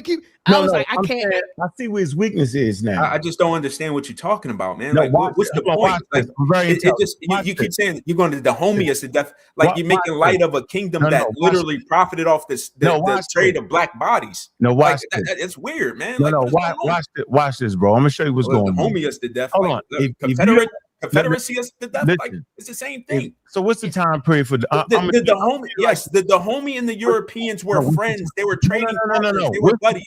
If they existed today, they would go on a golf course, have a cigar, and do 12 holes together. What is the time period for the Dahomey?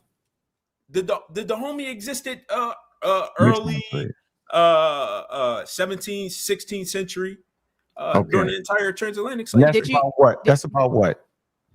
The 17th, 16th century. That's about what?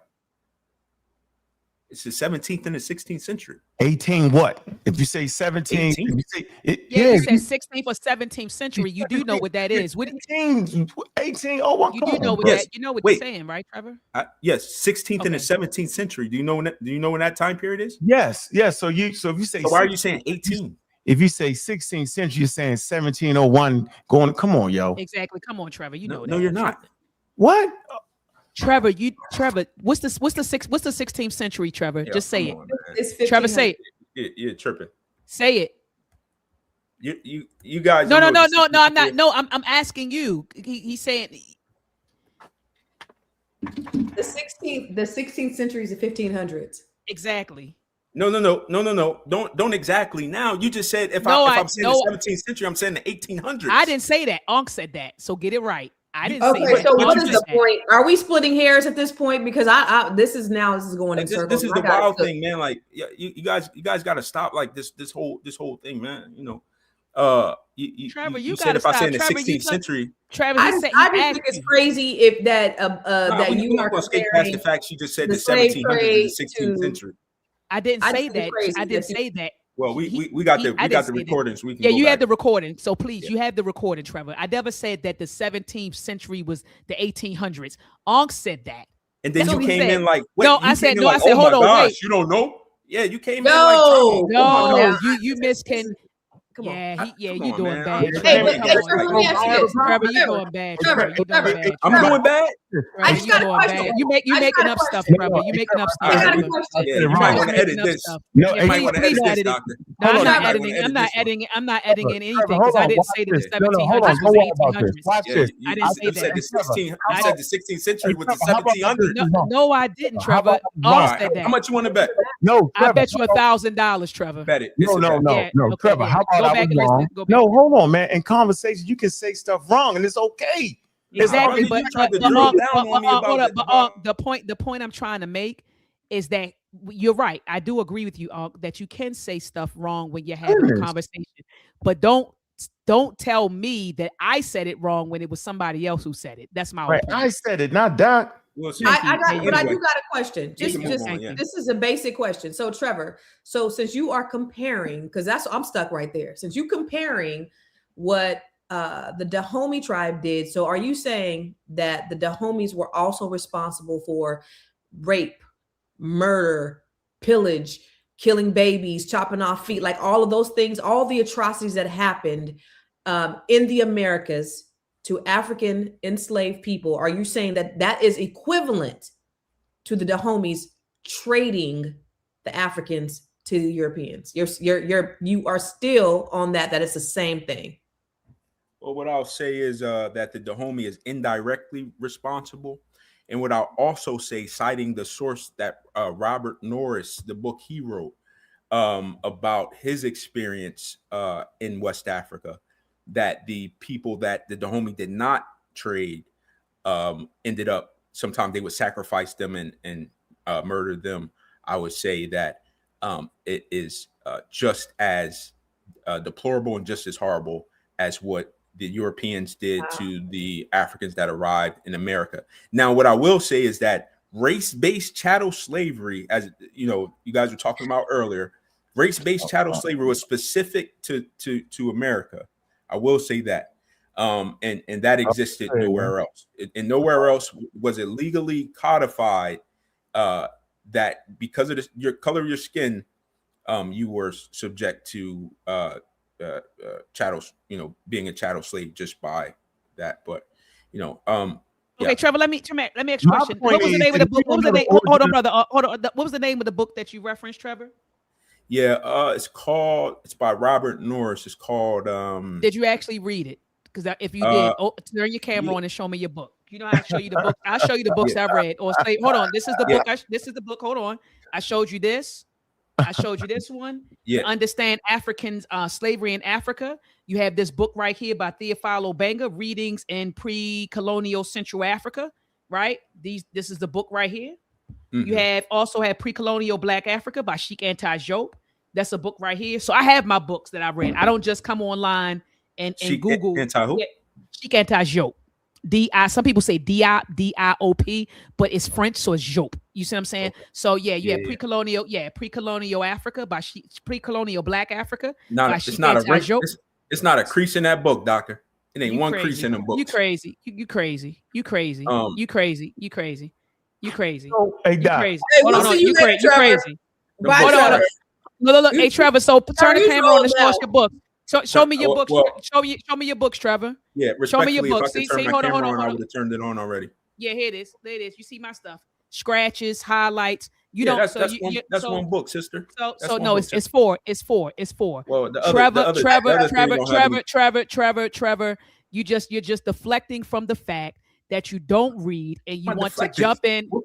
Let me put you here, Trevor. You're deflecting from the fact that you don't read and you want to have an intelligent conversation about topics using Google. You are a Google person. You're not a reader. You're not a scholar. You try to argue. Yeah, and then you don't even the homie, and you trying to chat GPT. The homies. He using chat GTP. Yeah, he didn't read one book. You don't read.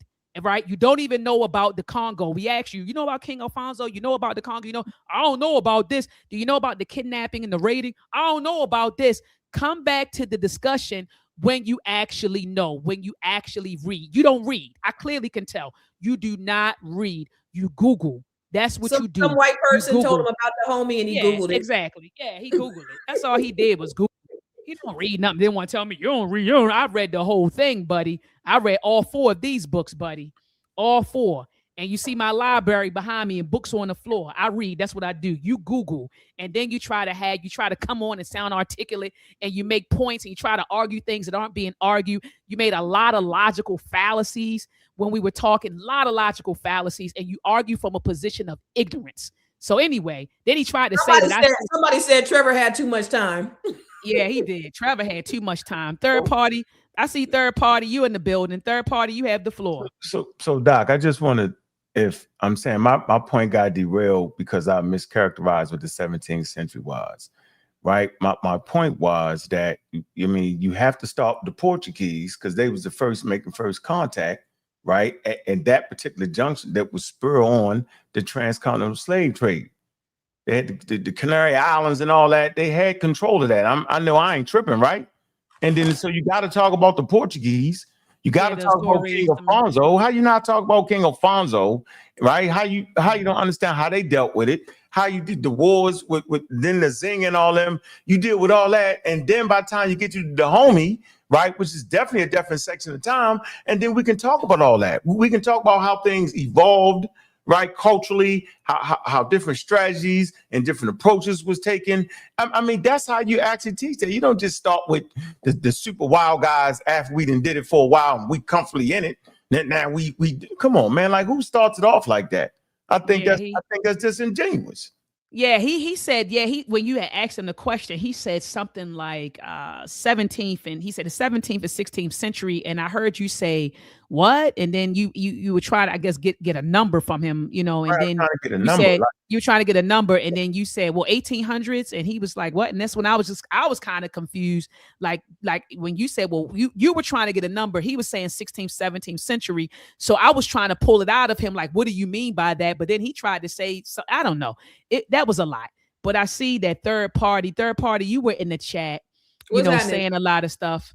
Yeah. So third party, you have the floor. Can you hear me? Okay, I had to unmute. So third party's not muted. Third party, you gotta, 18. It's the 18th and 19th century when the homie did. Do you hear me? Yeah. Okay, great. So I'm with Trevor. 100%. No problem. With Trevor. All right. So and I'm talking about this book. Let's see. All right. I can't see it. Put it up there. Sierra Leone. It says A New History of Sierra Leone. Okay. All right. Mm-hmm. Now, the person who wrote this book's name is Joe A.D. Ali, born in Salina, Moyamba, in southern province of Sierra Leone. I picked up this book in Sierra Leone when I was over there to do some trading, some business. And I talked to a number of people. Mm-hmm. I went with a friend of mine, that's Sierra Leonean from Detroit, to go over there, and he went with me. On that trip, I went through Ghana because we missed our flight, and we landed in Accra, had to get a car to drive all the way over to Freetown. So I wound up driving through 3 different countries to get there. Mm-hmm. This right here, and I can read right here that read it. Portuguese sailor Alvaro Fernandez anchored in the Estuary Roquel in 1447. Right? That was a Portuguese sailor that came over there to start the slave trade. And as everybody knows, most slaves from Sierra Leone were taken to South Carolina because they were experts in rice growing. So at that point, the book goes on to talk about, and this is an important part, because what I was saying in the chat is that, and I will agree with all of you guys doctors? Dr. Ankh? No, don't do me like that. Okay, I will agree with him is that the only difference in the slave trade was the fact that it went on for 400 years here in the United States. Beyond that, and what I said in the chat was when you were reading from a book that there were concubines, that is nothing more than a euphemistic term to hold a woman for sex. All right. What are we talking about here? What, is that what am I talking about? I'm talking about what you guys said. What you guys. You got to talk about what we talking about on point. You have said. Oh wait. Are you going to tell me you did not talk about that? You're going to tell me you did not say anything about. We didn't say nothing about no concubines. What are you talking about, sir? Nobody. No one said. No one exonerated. You read. Hey, third party. Hold on, third party. You yelling. Third party, calm down, brother. Calm down, third party. Third party. I have read something from this book right here, even though Trevor said I didn't read it. I read something from this book right here, Slavery and African Ethnicities in the Americas. Read this book from cover to cover. Oh, and Trevor, another thing you said was it was one book that was marked up. Now you see the markings in this book right here. Okay. So anyway, it's markings in all of my books, by the way. I'm one of those people that scribble.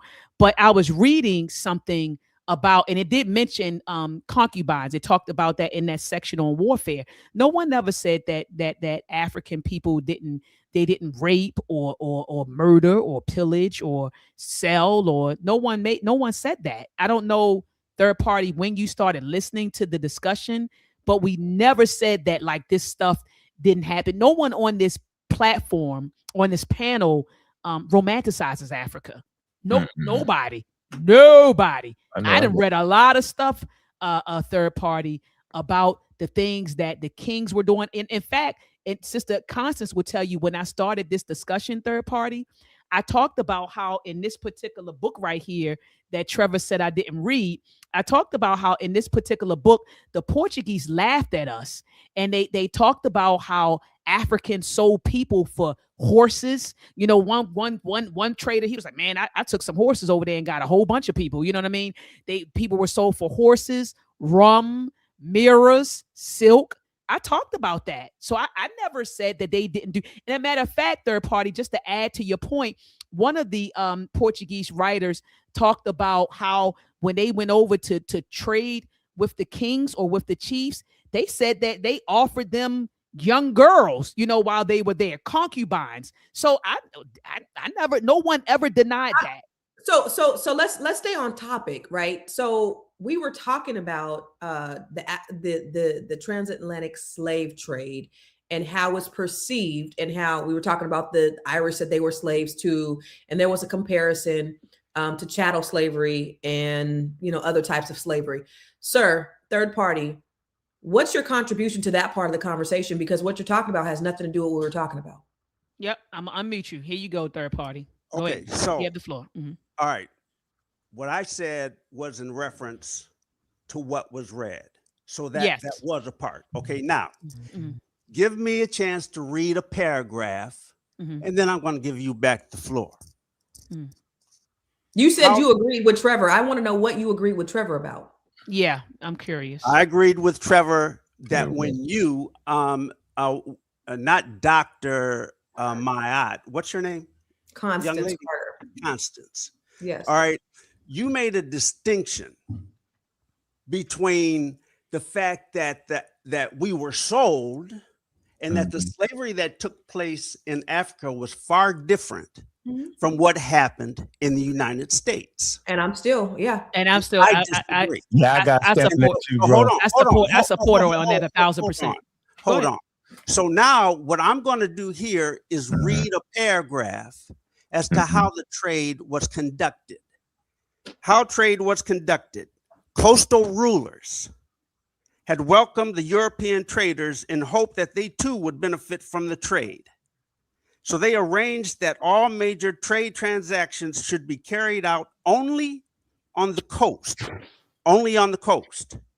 The European traders were therefore forbidden to go into the interior to trade and had to pay rents and other tribute to coastal rulers for permission to trade. The ruler was the trader's landlord, and the trader became the ruler's stranger. The landlord was responsible for the stranger's security as well as for his actions. As trade developed, more European goods were exchanged for ivory, beeswax, cowhides, camwood, some gold, and slaves. Some dishonest traders, like John Hawkins, had tried to kidnap slaves and run away with them. In order to discourage this bad practice, coastal rulers, the kings, the tribal leaders, began to demand hostages of the ship's crews as insurance against ungentlemanly conduct by European slave dealers. So what happened is that the kings and the coastal rulers said, oh no, you can't go in there and do that trade. Now I'm going to finish off with this one final thought. By the mid 1700s, at first there were 200 slaves during the Portuguese, that first trade. By the mid 1750s, over 2,000 slaves had been grabbed or been traded, I should say. When you say 200, when you say 200 third party, do you know where they got those Africans along from? the coast of Guinea and Sierra Leone, the west coast. You're saying the And so- first. You're saying the first. You're saying that the first enslaved Africans that the Portuguese grabbed came from Guinea, and you said where else? This book says that according to this Portuguese ship, that they were around Bunsey Island. That's Sierra Leone. Yeah, I know what you're talking about. I know where. Okay, Bunsey so is. hold on. So this is what I got to say to another point that was brought up. The fact that Hold on. You didn't hit the first point. I want to know how. then what I read, then what am I dealing with here then? Hold on. I can tell you, I thought you read something to agree with us at that point. Am I tripping? Exactly. Hold on. We all agreed that they sold them for goods and Yeah, did you wait? Did you just read something to agree with us? yes. I thought you was gonna show us something to show how horrific slavery was. Just Right. like Andre, I thought that you was reading though, bro. I'm not Right. Your name is Ankh, right? No. Slow down. We got come on, yo. We got to be able to communicate. Listen, So you guys aren't gonna give me a chance. no, hold on. You got No. It's not that. I respect your opinion. I swear to goodness, yo. I'm sitting there listening to you, right? I thought you was gonna find something that showed that African slavery was just as vicious and just as crazy as European slavery was. I agree. The institution of slavery is not free. That's all I thought, bro. 1 point at a time. Well, your first point is to explain what. And That's here's all. the point. Mhm. The point is that the coastal rulers Uh-huh. controlled the traders from going into inland to even get slaves, to enslave people. Okay. They controlled it and said you could not go any further from the coast. That defeats what you guys have been talking about. You No, talk about it before. They went there. The African tribes specifically went in there to get capture. So it wasn't about warfare. You mean the Portuguese? The Portuguese weren't even allowed to go into the interior. So They were not how allowed was to go in there. African slavery.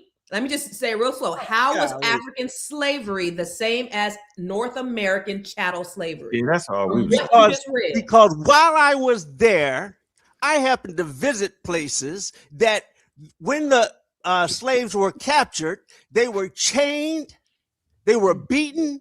And if you think that during the time of that capture that the women weren't raped, the men weren't shot and killed and beaten, They then I were don't know what we're talking prisoners about. of war. We've all acknowledged. We've all acknowledged they were prisoners of What is war. the difference between They that say shot. and By the what time they got happened in the guns, United States? where they get the And guns? 400 years of chattel slavery. That's that the only was thing I agree with. passed on That's to hold children. on. Did I Come on make now. a distinction? Did I make a distinction and said I agreed with the guy in the green that was one of the only differences? So I'm going to stop with this. All right, go ahead, bro. Here it is. No, come on. If you don't think that between the ships going to the United States and then coming back, that word wasn't sent. Mhm. Because there were Africans that were on the slave ships going back and forth, that word wasn't slipped, that there was brutality going on Sir. in the Americas, then Sir, you guys, if you got like that- I said, you're living in La La Land. If you got that out of that You're book, living in La La Land. wait. If you got that out of that book, what you just read us, I told you I have been there. I have a spoke to comprehension. people. You have a I've been to comprehension I've problem. been there. I've been to 5 So countries. what? You didn't prove it by what you read. You have a comprehension Have you problem. been there? sir. Have you talked to people? You This have is a being comprehension taught. problem. This is You being read taught. one thing, you said something different. You have You a guys are in denial. comprehension You're in problem. denial. No, we're You're in not. denial. No, You hold on. don't comprehend. You tell No, hold on everybody for a else minute. they I'm listening No, to what you're you're right. reading, and it has comprehend. nothing to do with what You you have said, no sir. ability, and you're operating on something that you just want to believe. I'm listening to what the you read, process and that I'm you listening want to what to you tell said, everybody and else. they don't add Let up. me handle this. Let me handle this. Let me ask This you a the- question, bro. The internet is wild, boy. That's why I'm Why is laughing, no man. wild? Hold on. Let me Hold handle on, this. third Doc. party. Hold on, third One sec. party. Let me handle this. Hold on, third party. Hold on. Hey, no, listen. What No, do you it's just, think? it's just, it's You wild. unmuted me, so you No, guys hold on, can have third a party. discussion. No, third party. Hold on. No, because everybody was talking at the same time. That was fun. I just want to say, it's wild out here, man. Like In these streets. in these, he hung up, man. Damn, third party. I didn't want you to leave. I just muted you to get some order. But it's just really wild out here, man. Like just I'm just listening to people and how they comprehend or lack thereof, and it's just wild out here, man. Trevor wanted to have a whole debate with me about a book he never read. I've never experienced stuff like this, man. Like he wanted to have an intelligent conversation with me and debate me on a book you can't make this stuff up, man, in these internet streets, man. It's wild out here, man. And then the brother third party, he in the chat going off, arguing stuff that we went, and that's why I read the definition about listening comprehension. He's arguing stuff that claims that were never made. Like, it's wild out here, Unc. And this is what I want to say, Unc, and I shut up. I pass the mic to you. I really advocate for people to stay in school. Okay. Stay in school. Okay. I don't care what people say. Stay in school, learn the English language, learn about context clues, strengthen your reading and your listening comprehension. I'm going to continue to advocate for that. I remember back in the day, Baltimore City used to be the city that reads. We used to go to the library. You know what I mean? Reading was a household practice and value. And we as a people need to get back to that, because I'm noticing that people lack reading and listening comprehension is very weak. And I'm talking about in our community, because that's who I engage, daily. People in our community. I see it in young children. I also see it in teenagers. I see it in young adults. I see it in older adults. I see it in elders. We got to get back, y'all. We got to get back to reading. You know what I mean? We got to get back to that, because this is what happens, man. This is what happens when you drop out of school, you don't read, this is what happens, man. And I see I am King Sosa came in, but Unc, you got the floor, man. Go ahead. I didn't mean to cut you off. It's wild out here, man. That's the pseudo killer right there. I just wanted to listen to the audience to know. I'm actually not disagreeing with the two brothers at all. I'm just simply saying the way the context is being framed. That's all I'm saying. That's all I'm saying. Like, but I ain't never heard nobody say that the global slave trade was the same as slavery in Africa. So you disagree? So that's what they're saying. So you disagree? That's what both of them saying. No. I'm saying I disagree with that part of their argument, but I totally agree with the homie how out of order they was. Yeah, absolutely. And we do too. But there's a chronology to this thing. And to act like Europeans didn't come in trying to steal people is the crazy thing. King Alfonso, he ended up agreeing with it. Then he realized they was just too wild, and he switched up on it because they never kept their word. And he started crying. Right, we got the letter right here. The letter's in here. But why would he cry if it was the same thing he was used to dealing with? Make that make sense. Why would he be outraged with it? What I'm saying? Why would you have to have a response? Watch this. Why would you have to have a response to slavery, right? If you already had that type of thing going on like that, what do you mean responded to? Aren't you used to it? I don't know, man. Listen. What was just crazy to me was that he was reading something totally different than what he was saying. I was confused. That's all I'm saying. Come on, bro. He started going off. He's like, yeah. And this, I said, oh my God. But he was reading what we had already said earlier. He was saying the same thing, but he was like, man. That was funny. That was funny. Third party was hilarious. Third party was hilarious. Third party was hilarious, man. He can come back anytime. Shout out third party. Shout out the third party, listen, man. And he said that with his whole heart too. He did. He was in there.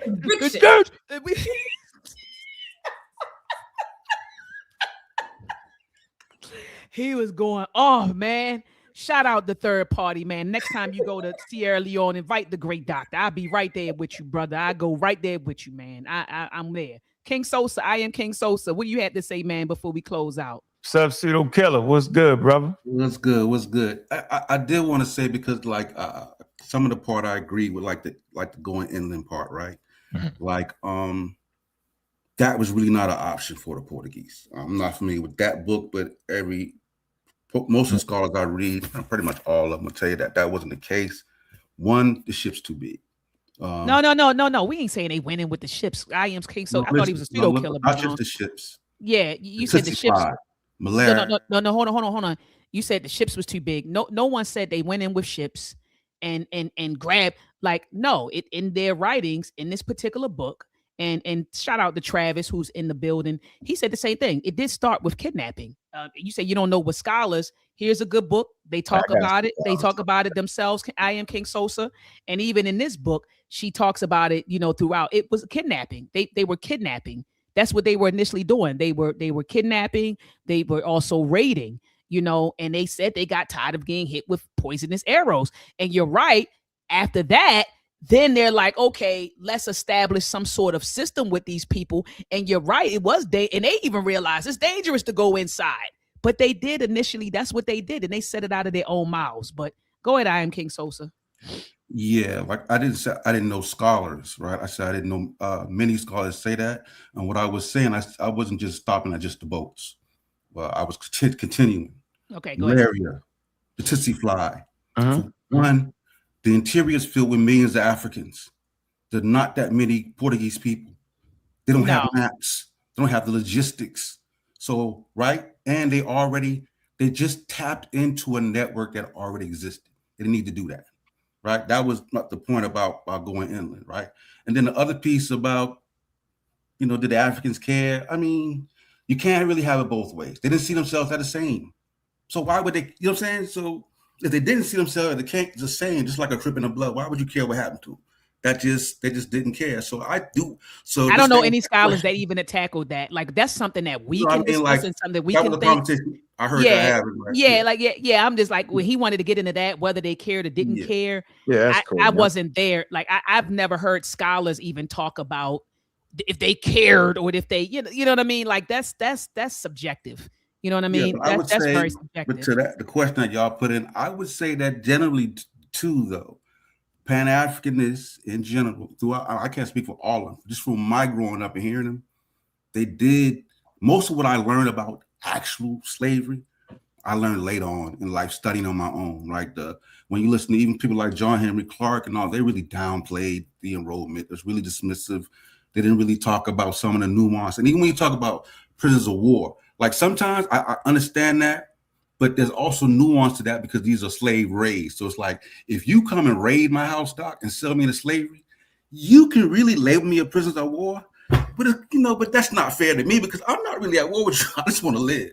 You know what I'm saying? And what they did is they preyed on the people that couldn't defend themselves inland.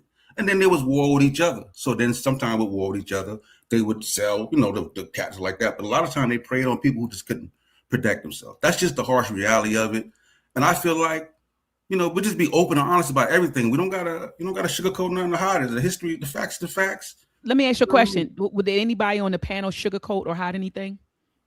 I'm speaking in general. Like, if it don't fit, like don't accept it that way. You know what I'm saying? If you look at King Alfonso, right? A good book to read too. I mean, Uncle say, man, we had many conversations about this. That's our favorite conversation. Read many journals on it. If you read in Zinga, Linda Haywood, that book has some of the writings from the port. What she did is she had Portuguese records and writings translated.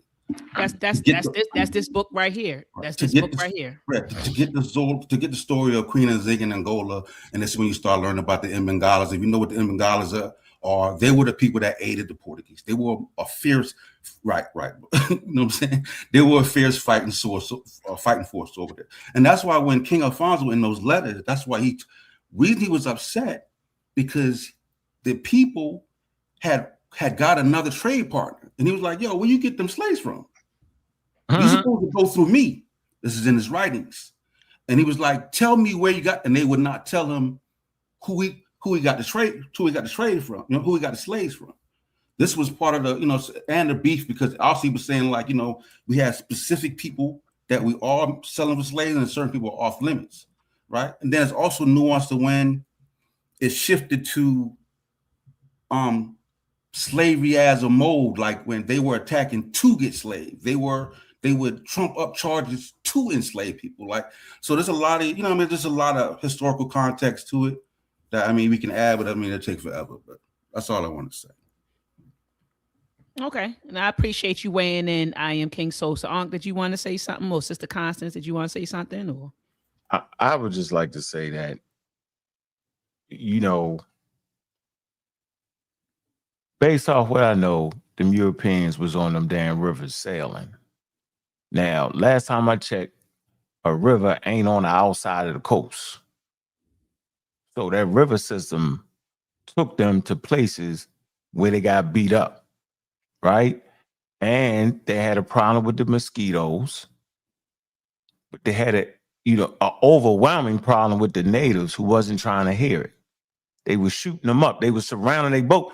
There's accounts of 3 European ships on the river. That's a big river right there. I'm gonna get the river and all that. And they had to tie their boats together, their ships together, because those African war canoes were surrounding them and killing them up. Right? So I don't know. I know they wasn't deep in the interior, but they was in the area where they could get plenty of slaves from. And they was raiding. And those particular Africans thought that they was cannibals. So the first thing we understood about Christians was they was cannibals. And this was based off of them stealing people. They was like, why are they just stealing people? Like they eating them. They thought they was actually stealing people and eating them. So I'm trying to find a document right now. I'm going to find a document and I'm going to read it. And it talks about how unsuccessful they end up being because, first of all, they couldn't get nobody to speak the language. So, you got to get a person, teach them your language, can speak the other language, and then don't trick you. You got to get all that going. You got to develop relationships. And those first encounters, that wasn't going down. So over time, they worked it out, figured out how the way to do it. They fell into the African trading system. They did all that. And then we get this thing really kicked off. And you keep rolling. And then so my point was you get different responses to it, man. But you wouldn't have had to have a response to it if it wasn't something new that was introduced into the ecology. That's all I'm trying to say. Like we're going to act like that's all the Africans did was sell slaves. No, the trade got almost decentralized. I don't want to say decentralized. That's all you could do. But it started transferring from, a lot of different products and goods to mainly slavery. That started to occur. Now you introduce the gun. So now I'm a Crip, you're a Blood. The Bloods got the guns. Now what I got to do to get the guns now? I got some slaves that I got in the war over here. I'm going to sell them. And so all that was introduced to the game. And I'm trying to say, as African Americans, we can't sit here and see that play. That's the most craziest thing to me. We can't see that. You got people that are trying to get their economies booming, and they do it all for free labor. They're not going to be honest. They're going to do everything possible. They're going to take advantage. You know what I like to say? I say, when you do drugs, you know what drugs do? It tap into the worst of you. Europeans tapped into the worst of people. Now, that's not an excuse for them to do it, but just the way they handle business put you in certain circumstances to even have to make you be the way you are. Just like if you're in prison, you have to think a certain way now. No excuses. You shouldn't have been put in there, but it's a different mind frame. So when the Europeans came in, they changed the way people seen things.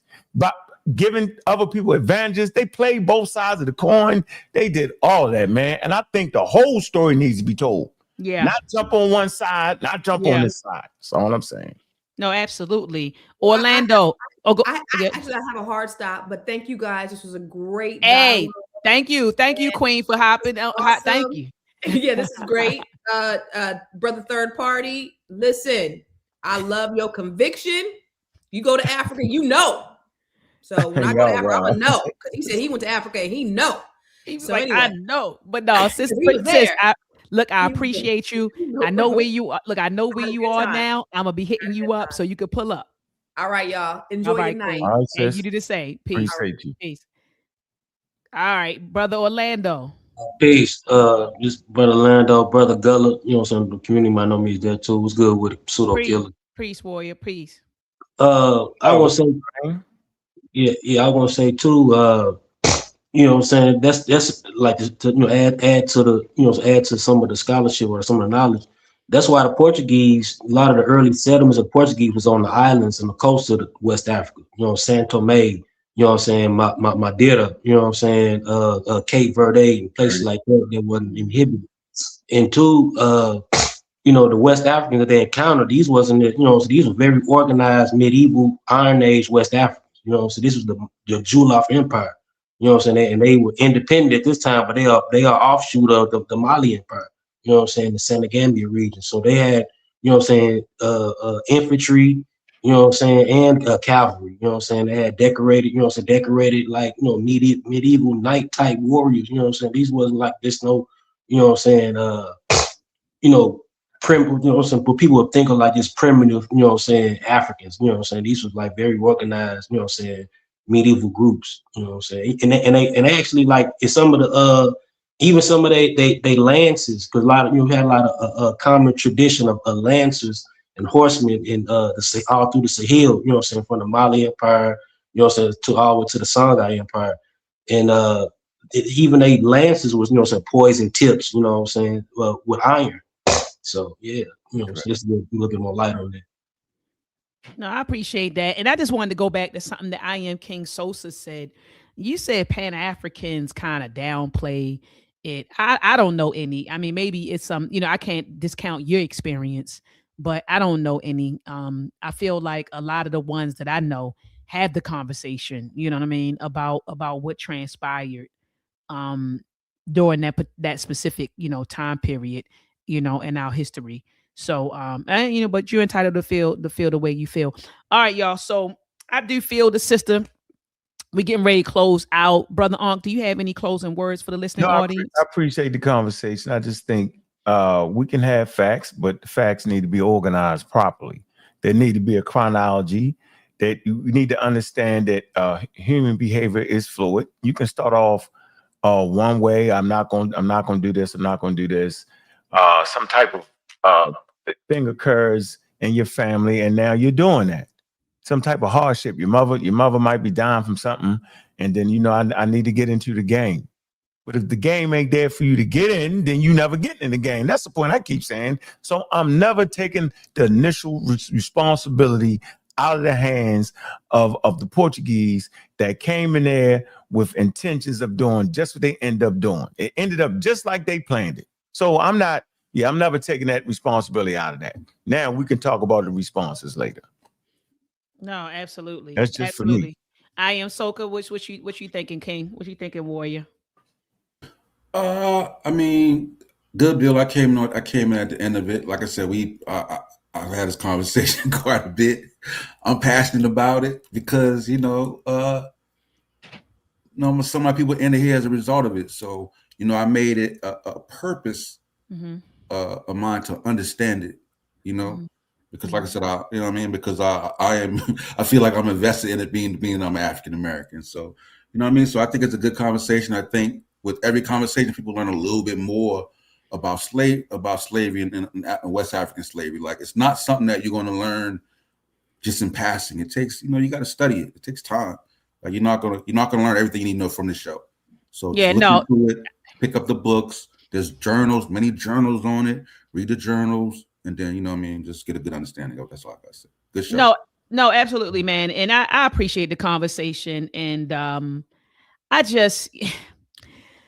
I think what I got out of this discussion tonight, and I'm gonna be honest, I'm not being funny when I say this.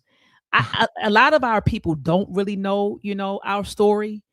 Because even when I was asking Trevor certain questions. Are you familiar that it started with kidnapping? First he said, well, nobody went inside. They didn't go inland, and they didn't go inland. They didn't go in the main. They didn't do that. They stayed on the coast. And I'm like, that is not true.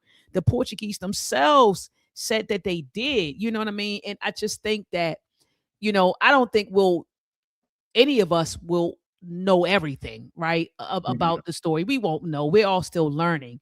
But I just feel like jump into the conversation when you've done some reading. You know what I mean? It's like people want to jump in and make claims and have conversations, and you haven't even read the literature. You know what I mean? Read the literature and then come back and have the conversation. You understand what I'm saying? It's like we get online and we start Googling things and watch videos, and then we want to jump into the conversation. I think what I walked away tonight with is just, I think people need to do their due diligence more. You know what I mean? You want to debate and you haven't really studied, like you're uninformed and you want to jump out there and debate.